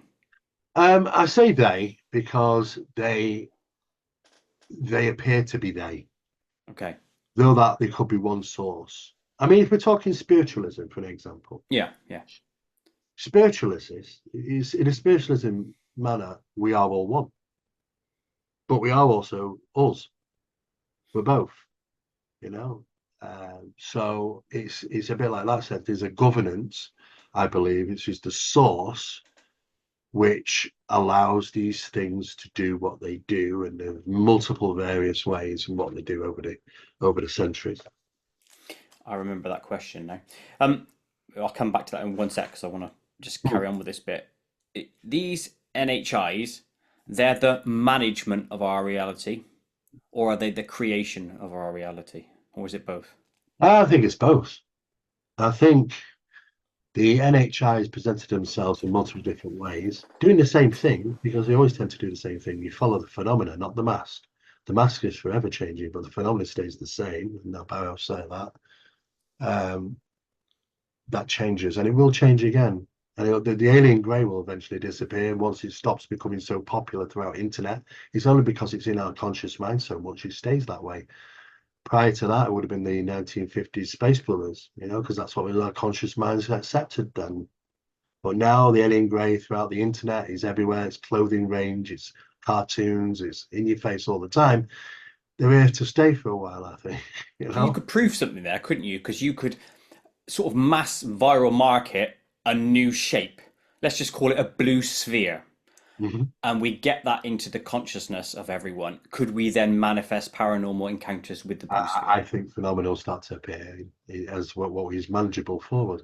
The phenomenon presents itself in the ways that, in multiple different ways of what we expect, and it takes a little something from us. In other words, that's why children are seeing animated toys, and sometimes other people see different things, deers or Owls. large bunny rabbits and owls and stuff.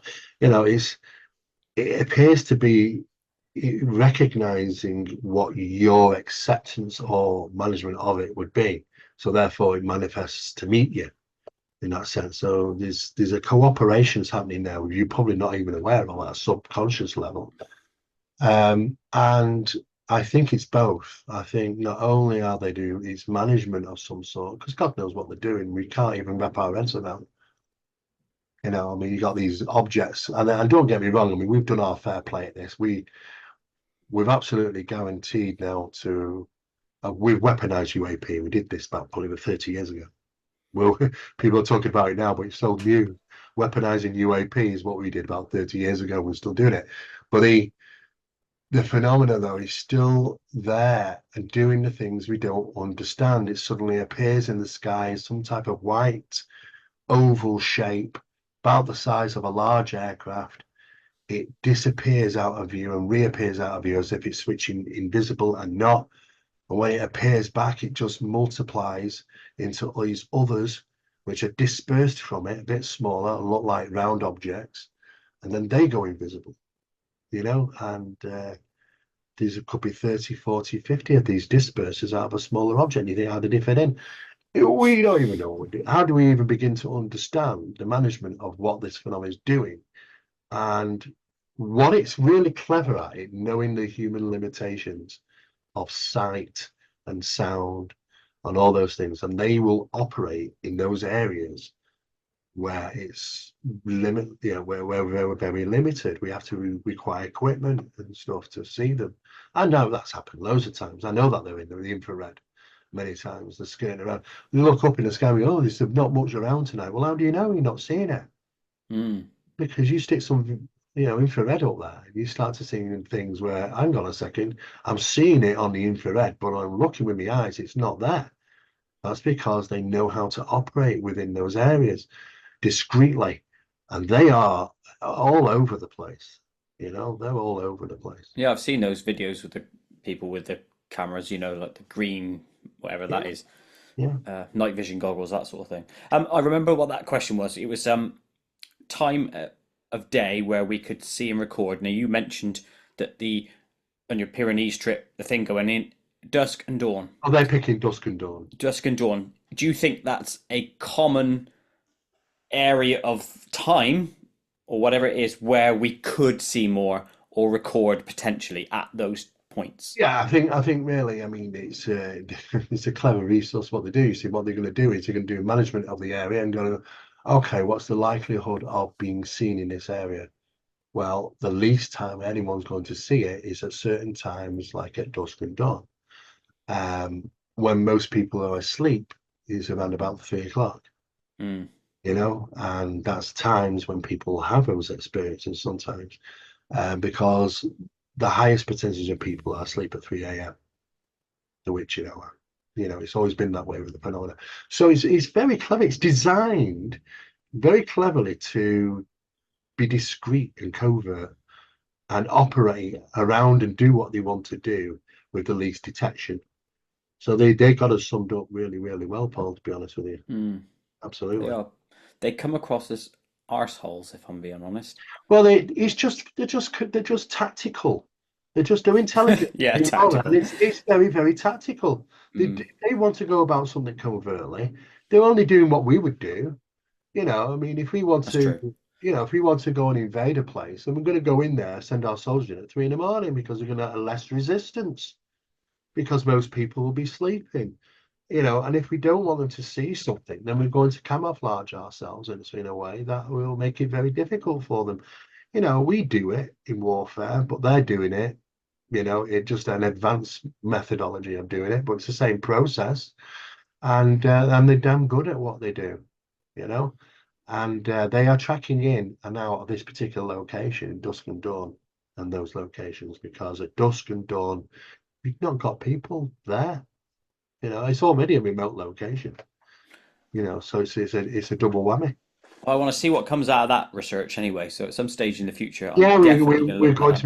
we're going to be releasing it. Myself and Barry, we're just putting all the details together, and we got some remarkable photographs and satellite images and stuff so of what's going on there. And we know where they're going in, and it's funny enough. It's when they have a storm up there. It's called the Lost Mountain, by the way. Interestingly enough, I don't know where Hmm. that is, but the locals say if there's ever a storm, that's where the lightning strikes, and the rock hums from deep in the ground. You can hear a droning of like a car engine. Woo, woo, woo, woo. It's something going. Powering up. It's the It's, rocks thing that Barry kept talking about. it's something going on. There's a very strong You'll find more as time goes on. You'll hear more about crypto terrestrial as time moving on. And it will happen. I look forward to seeing that then, and no doubt it will come to pass. Um, you also talked in our last conversation about circles of mediums and participants and stuff, and that's where you ask them questions and things like that. And Hmm. can we just branch into that a bit more? Go on. Um, can you run through some of the questions and answers you asked of these NHIs? Sure, yeah. I mean, it has to build up to that level, of course, where you can do, and that's takes some time. But once it's achievable, you can keep it at that level quite easy by not changing the parameters. And also making sure that you don't overdo it because the respite protocols have to come in, so you don't get it tracking you back home. Yeah. Um, some of the questions: is there a heaven? How many dimensions are there? Realities. Um, do you sleep? Do you feel? Oh, that's a good one. What was Do the you, answer to that? do we sleep? Yeah, do they sleep? Yes, when they get time. But we don't know how truthful they're being. It could be deceptive. No. You know, That's a don't good know. answer, though, isn't it? Yeah, we can when we want to, or when we get time. That suggests they're always busy pissing around with us to sleep. Probably, yeah. I mean, there's seemingly resting periods. Yeah, Hmm. assumably. Um, yeah, yeah. There's a lot of interesting. I mean, of course, you don't try and get into the things we don't know because, like, sort of asking the question about, what goes on in Area 51. Well, we could tell you anything. What would you know? We don't know. Hmm. So it's a kind of a redundant answer, But they do lie, you know, and when you press them for lying, they usually step away, you know. So, but sometimes, just sometimes we do believe we are getting positives in the false negatives. So, in other words, you might get 10 questions and 10 answers, and seven of them are wrong or inaccurate or deceptive lies, and three of them are right. And that's the problem because you have to mix that. Otherwise we just rule them all. They'd know that we'd rule them all fake and wouldn't believe anything they say. But now and again, he's put something in there where you can research and go, okay, yeah, that's true. That's actually right. What he was saying, we found out. And they do that on purpose because that's the best way of confusion is to mix information with disinformation. Yeah, I got two questions again. The sleep one. We sleep when we have time. That's interesting because time is apparently a construct for here. Hmm. What does that say? That isn't a construct or Well, we isn't don't there? know. First off, we don't know if the answer is devised for our understanding rather than theirs, Mm. or if the answer is even truthful, or they're just telling us what we want to hear. There's all those possibilities.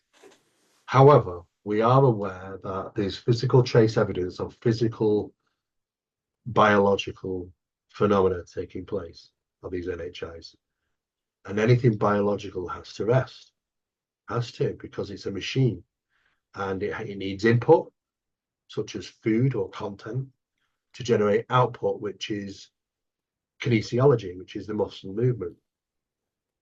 That's an engine, and engines need to rest Mm. too. For it's like that. So we could say, okay, well, if they can be biologic in nature, then therefore they'd have to rest. You know, um, who knows? We don't know. That's the problem. We're asking questions and we don't know what the answers to be expected. So it's a tricky one when you're in that unknown area. What to ask?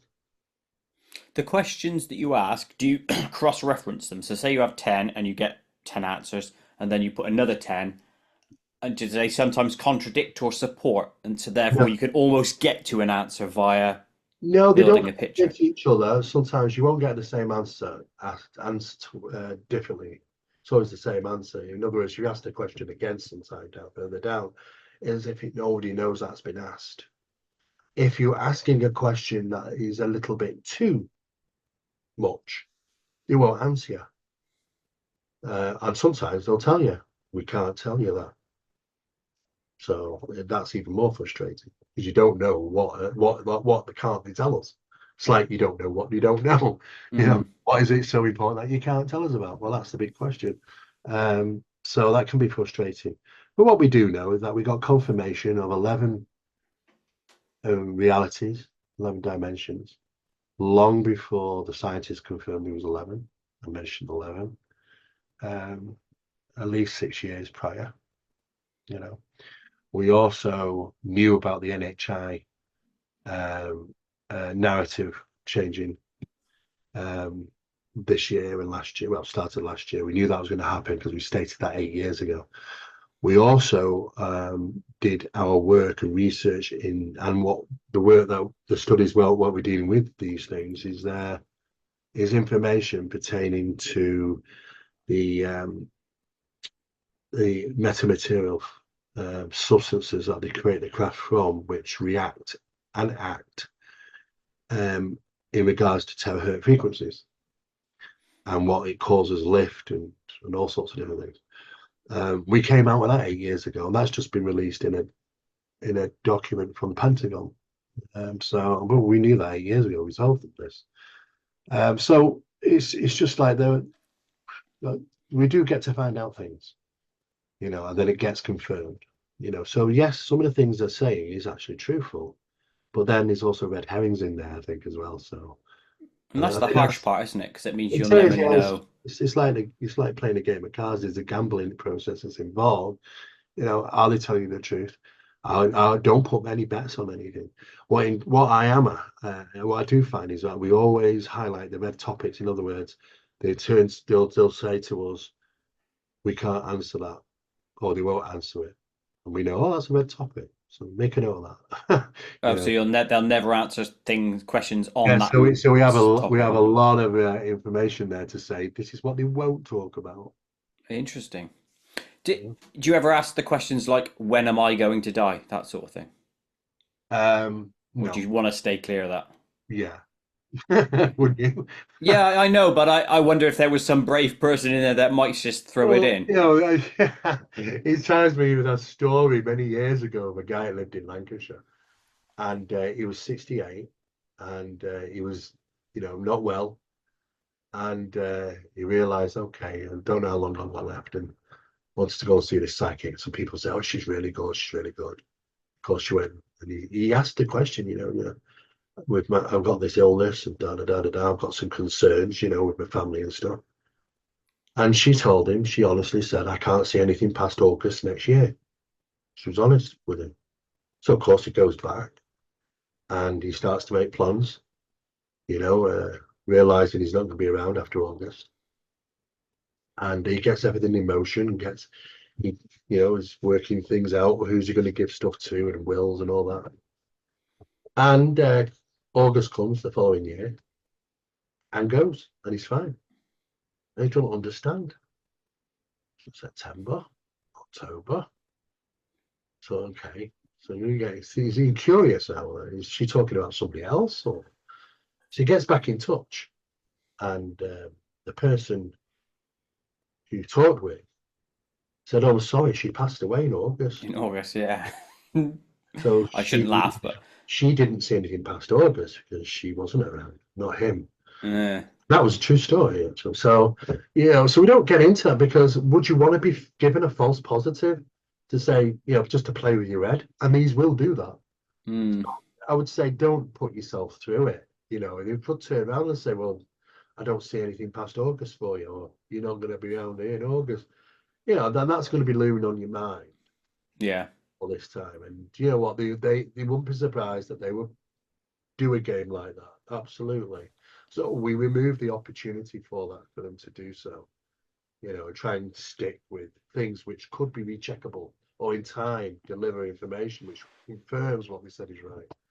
makes That's sense. that's the good thing to do. You did also mention last time that they can deliver punishments. Oh yeah. Can you flesh that out? Yeah, well, when certain work that we've been done, I mean, there was one occasion when myself and Barry were working on Sumerian demonology, because Sumerian demons are dogmen, for instance, the cryptids, you which people don't really know, No, I but didn't know that. supernatural beings, same thing, same thing, and they didn't like that when we got into that because it consisted of some of the Babylonian, Sumerian stuff, and they didn't like that, and we both got hammered. Well, the same day, I think it was as well. All hell broke loose here, and all hell broke loose for Barry. And it was like the slap on the hand. It's the punishment, and you back off a bit. It's like every time they're not very good with reverse psychology. That's one thing they're not very good at. They don't realize by their actions that they're telling us that we've just fueled the fire. We're on the right track. They don't seem to realize that. They don't realize. They don't go, well, let's not do anything because then he won't think he's anything that he's got anywhere close. You know what I Yeah, mean? They don't think like that. I don't know why. They're very reactive, you know. Um, and we learn to realize and read the messages in between, about suddenly switching lanes, tracks, because we've just realized we're on the wrong track and we don't even know how we got here. And then you think, well, bloody crafty devils, and we have to jump track very quickly. It's the game. That's the chess move, you know. Because sometimes you deliver things like that. But sometimes, yeah, we have problems, um, bad problems, and we know that we can work out through the timings and things that it's been down and associated with some type of research that we've been doing, and it's not always advised. Well, they didn't like it, that sort of stuff. They caught the eye, you might say. mm, So it feels like a punishment sometimes, like you're naughty lad, don't do yeah. it. Stop it. Yeah, Final question on this before we enter the Koit zone and then wrap up. What happens in these scenarios where you have these questions for the NHIs? What happens if you speak in a different language? Does that matter, or are they just taking your thoughts or intentions anyhow? doesn't matter. It doesn't matter what comes out here. See ya. All Yeah, right. So if like as an example, I've got questions on a paper, and then I spontaneously think of a different question. yeah. Would that vex them, or would they know it's coming? They know it's coming. Yeah, we Yeah, had. I'll give you leaves a you buggered, scenario. doesn't it? We had to set up a post. It's not always easy just to get to. Can we ask you some questions and hopefully get answers? It takes a long time to build that up. Eventually, we have to ask permission for that, and we didn't get it initially. Eventually, though, we did. And on the next session, we said we'd come with 10 questions. Would that be okay? Yes, it would. And blah, blah, blah. On the next session, they answered all 10 questions before we even gave them the questions. They answered them all before we even mentioned them. We just came in and gave us all the answers. And we haven't even asked the questions. So we know that they're getting it from the sitters, the experimenters. So that's the problem, because that's how it works with psychics and things. And you just don't get me wrong, mediums and psychics exist, and they are very clever at what they do. They tap the source, and that source is communicating back with them. But you go in and you want to hear about, Uncle Thomas that passed away last year, and suddenly the medium's communicating something to you, telling you about something about Thomas, when you only know that. How did she know that? She could have not known that. But you're not the only one that knows that. It's the phenomena knows that. And it's what you call the transposition triangle phenomena. What happens is the phenomena, which is looking down on the psychic and you, is going, I'm reading you. Oh, this is what you want to know. No, I can tell you this, and this will reinforce it, because this is something only you would know. But now I know, because you'll think about it. It's in your head. I know it. And then it delivers it to the medium. And the medium delivers it to you. And that's what's happening. It's the transposition triangle.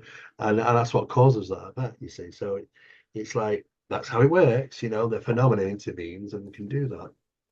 So doing those sorts of things and getting responses isn't always easy, but when they are manageable, they're obtaining it from us, not vocally, but the predecessors, such as the thought of talking about it or the thought of the question. Just shows you that thoughts are a powerful, powerful thing, The doesn't thought is it? the predecessor before you even open your mouth. It's there Mm. in your head before delivered to your mouth. That's how fast they can do it. They can obtain the information prior to you even asking the question and deliver the response before you've had delivered the question. That's how fast they can do it. And again, like from the last conversation we had, it's almost too big for the mind, if I'm being honest. In it. Right, we are now going to enter for the second time the first person to ever enter the Koit zone twice. So we're going to enter the Koit zone. Koit zone! So, which actor is playing you in the story of your life? Jared Harris. Jared Harris. I don't know who that guy is, so I'm going to look that up. Does he look Well, like you? I tell you, if you watch a television show, not TV, a movie that was done by Hammer Productions, which I worked with, there was a film called The Quiet Ones, and it had him out of the guy that played Harry Potter in it, Oh, and yeah. the main character, which is played by Jared Harris, was built around me and my work, so it's kind of already been done. So it's Yeah. Jared Harris. You'd recognise him if you saw him. He looks like you, doesn't he? He does actually look a bit like me, actually. Yeah, he's Ed Harris's son, actually. I see. Yeah, yeah. Yeah, you'd recognise him if you saw him. The Well, Quiet One. It's well worth watching. It's a paranormal film. I've probably already seen it. It rings a bell, but I'll look it up again after this. Yeah, so it'd be Jared Harris. Jared Harris. Lovely. You're offered a seat on a ship or rocket to go into space. Are you going? No, neither. Why? Because I'm a terrible seafarer. I'm always travel sickness. Ah, okay. I've been. I'm useless at stuff like that. And I wouldn't want to risk my life and go into a rocket because it's very, very dangerous. And I've still got a lot more to learn than where I am. So, Fair answer. Why risk it? yeah. Exactly. What's the worst you've ever felt? Could be an injury or illness or something else. Worst I've ever felt in regarding an Yeah. injury. It could be anything. So whatever caused you to feel the worst you've Um, ever felt. Probably the worst was. Oh, okay. I would say when I broke snapped my Achilles tendon. Oh, Yeah, that went with a twank and it hurt like hell. like you've been shot, presumably. Yeah, it was very painful, that was. And I had a welly on at the time, and I had to pull the welly off, and that was even worse. Oh God, yeah, Yeah. no. The human body is a bugger when it goes wrong. Let me tell you. I know. Well, you know. Steve, are you an NHI? And would you tell me if you were? I'm not an MHI, but if I was, I'd probably say that. Yeah. So how do I know? You are then. You clearly are. And by the way, you definitely don't have a kitchen. So I know that was a lie from earlier. Um, what would your last meal be? My last meal, Yeah. do you know, That's a tricky one. A last meal. I don't know. I've never really been one for a what is your last meal sort of thing. You're like, I just pretty much eat. I'm sort of person, but I'll eat whatever you put in front of me. I like pasta dishes, so it would be a pasta dish, I guess. Pasta it is then. Um, Twiglets, yes or no? No, Steve, I'm going to put that in the red column. Twiglets are always yes. So that negative points for you there. don't like. Okay, can you ride a bicycle? No, And when's the last time you were on it? never. Never. Whoa. Never had a bike, and I can't ride one. I can't even get on a bike and balance. Okay, Um, why is that? when my mother and father, I was only child, and my mother and father said they were protective, so they said it was far too dangerous to have. So I never had one. I never learned to ride one. Do you And regret it? oh, of course, absolutely, yeah, I'd love to be able to ride a bike. But you know what? My partner won't go down the street with me stabilizers on my bike with me. Yeah. Yeah, but if you wore a cape at the same time, that would Yeah, offset it. might be if I got away with it then. Yeah. Yeah. You'd only need him for a little bit anyway. It's not that hard. Um, how are you going to be memorialized? Are you going to be a plaque on a bench? No, no. I just for the work, really. I mean, I guess, if people, all I need is someone to just pick up where we leave off, just not just for myself, but Barry and other researchers that I know that have really put in hard work over the years, and to take it from there onwards. But don't want steps back. We've spent too many years trying to step forward, and we have done some great things, and we learned a lot of things, new things. We just need that to be. The problem is, though, it's become very difficult to find those people that want to take the reins forward and are capable of doing so. Mm. Years ago, it was a lot easier, but now it's like, where are they all? Where's all the young guns now?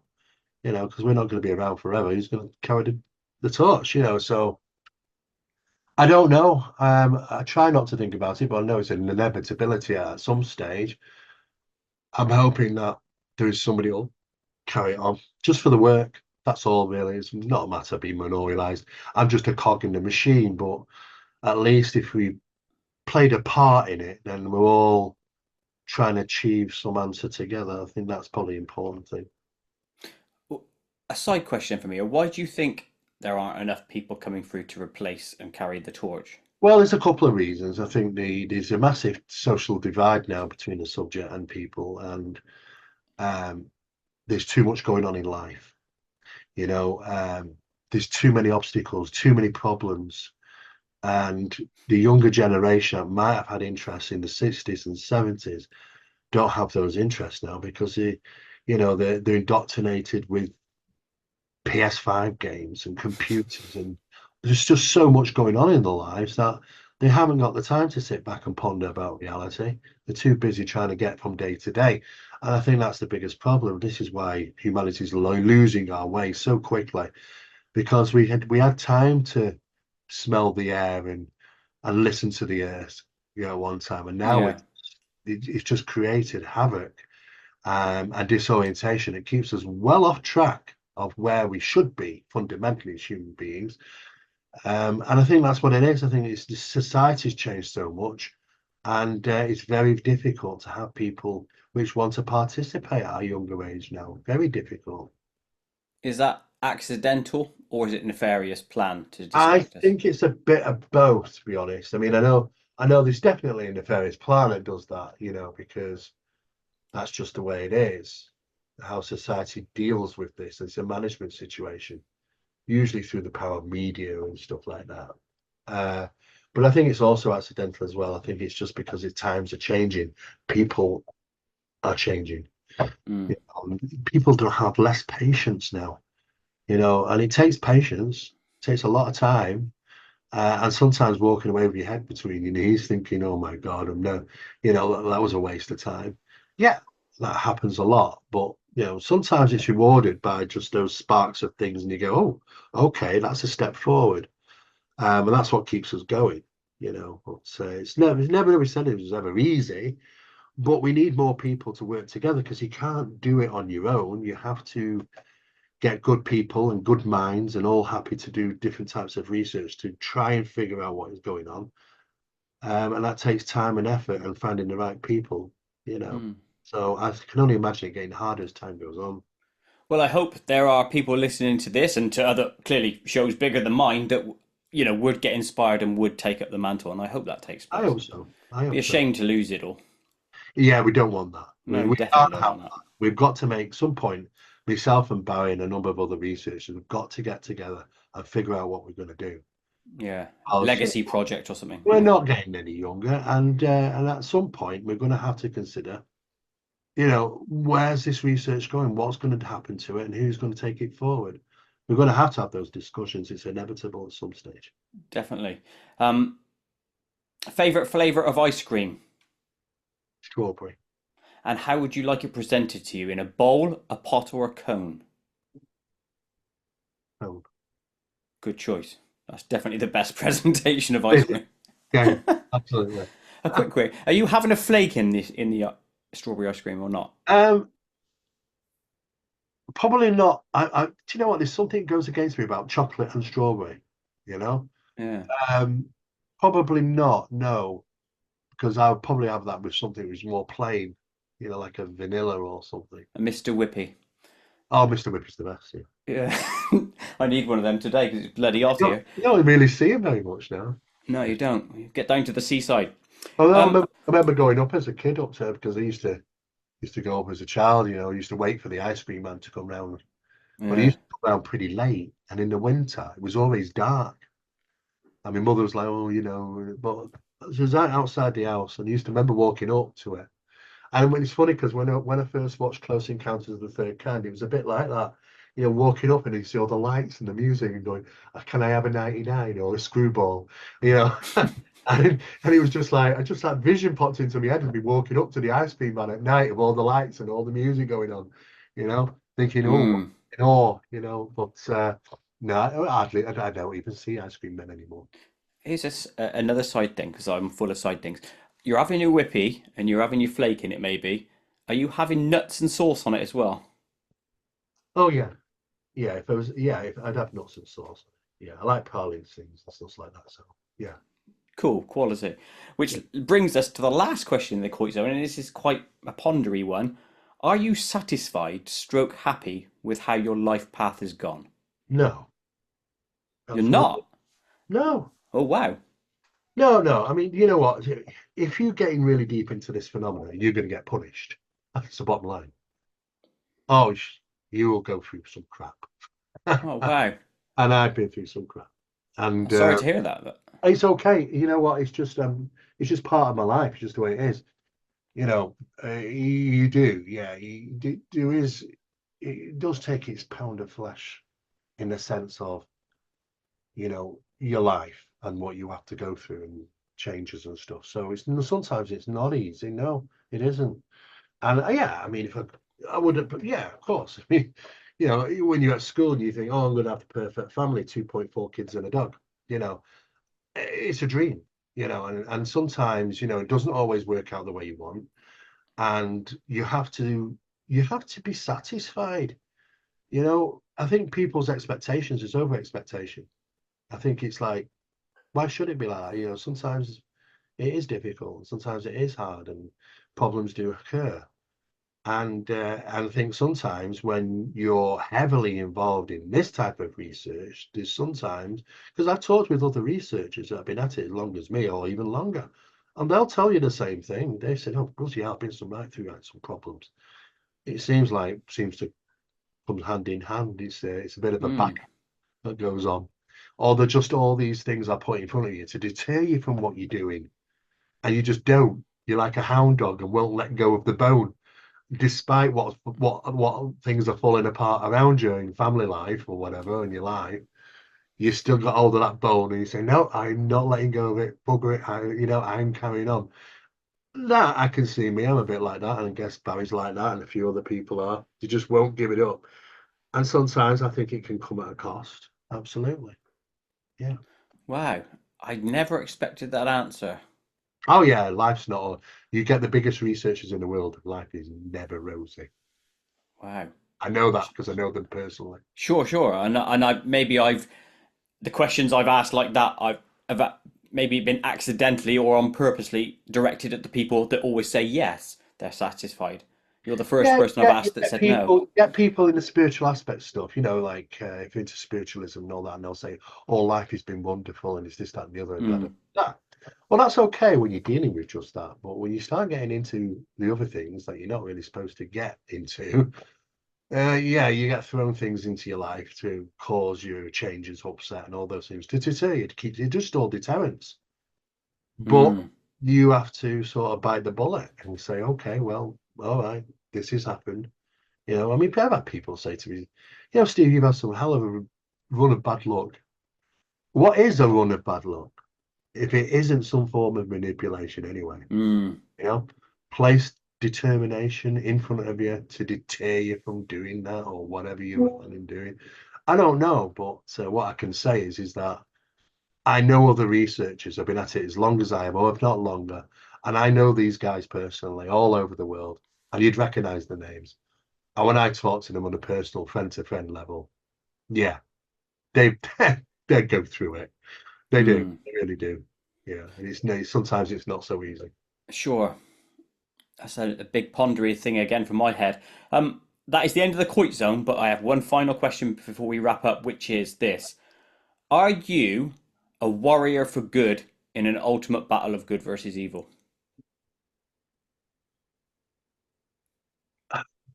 Well, the problem for me is I don't see a good and evil. I see one thing. I don't see Okay. the divide. Yeah, because somebody's evil is somebody's good, and somebody's good is somebody's evil. So, I think there's one thing, and we make our own path and determine what path we want to take. Um, I don't see myself as a warrior. I see myself as a contributor. If there was a battle, I would not be at the front. Why would I? Because I'd be too statistically thinking that the most likelihood of dying is being at the front. Yeah. That's me. I would say, okay, if I have to participate, I want to be at the back. Yeah, Barry, you go first. I'll Oh, stop yeah, behind you. Yeah. exactly. Barry says that. Barry says that when people say, "What do you do when you're out there and you got pictures and stuff?" He said, "I don't have to worry about anything unless all I have to worry about is being running faster than Steve." Yeah. That's what he keeps saying. He's true, actually. Yeah, he's used to those Irish mountains getting up and down fast. So yeah, that would be me. Yeah, absolutely. Magic. Steve, thank you ever so much once again for your participation. I've really Welcome. enjoyed this. You give answers when I have questions, and I love that. Yeah, it is the scientist mindset. So thank you ever so much for coming on, Welcome, Paul. guys. Or everyone watching this, listening to this, check out links in the description to all Steve's socials, sites, etc., etc. Steve, thank you ever so much. You're welcome, Paul. Keep in touch. Talk soon. Definitely. Goodbye, everyone. Bye bye.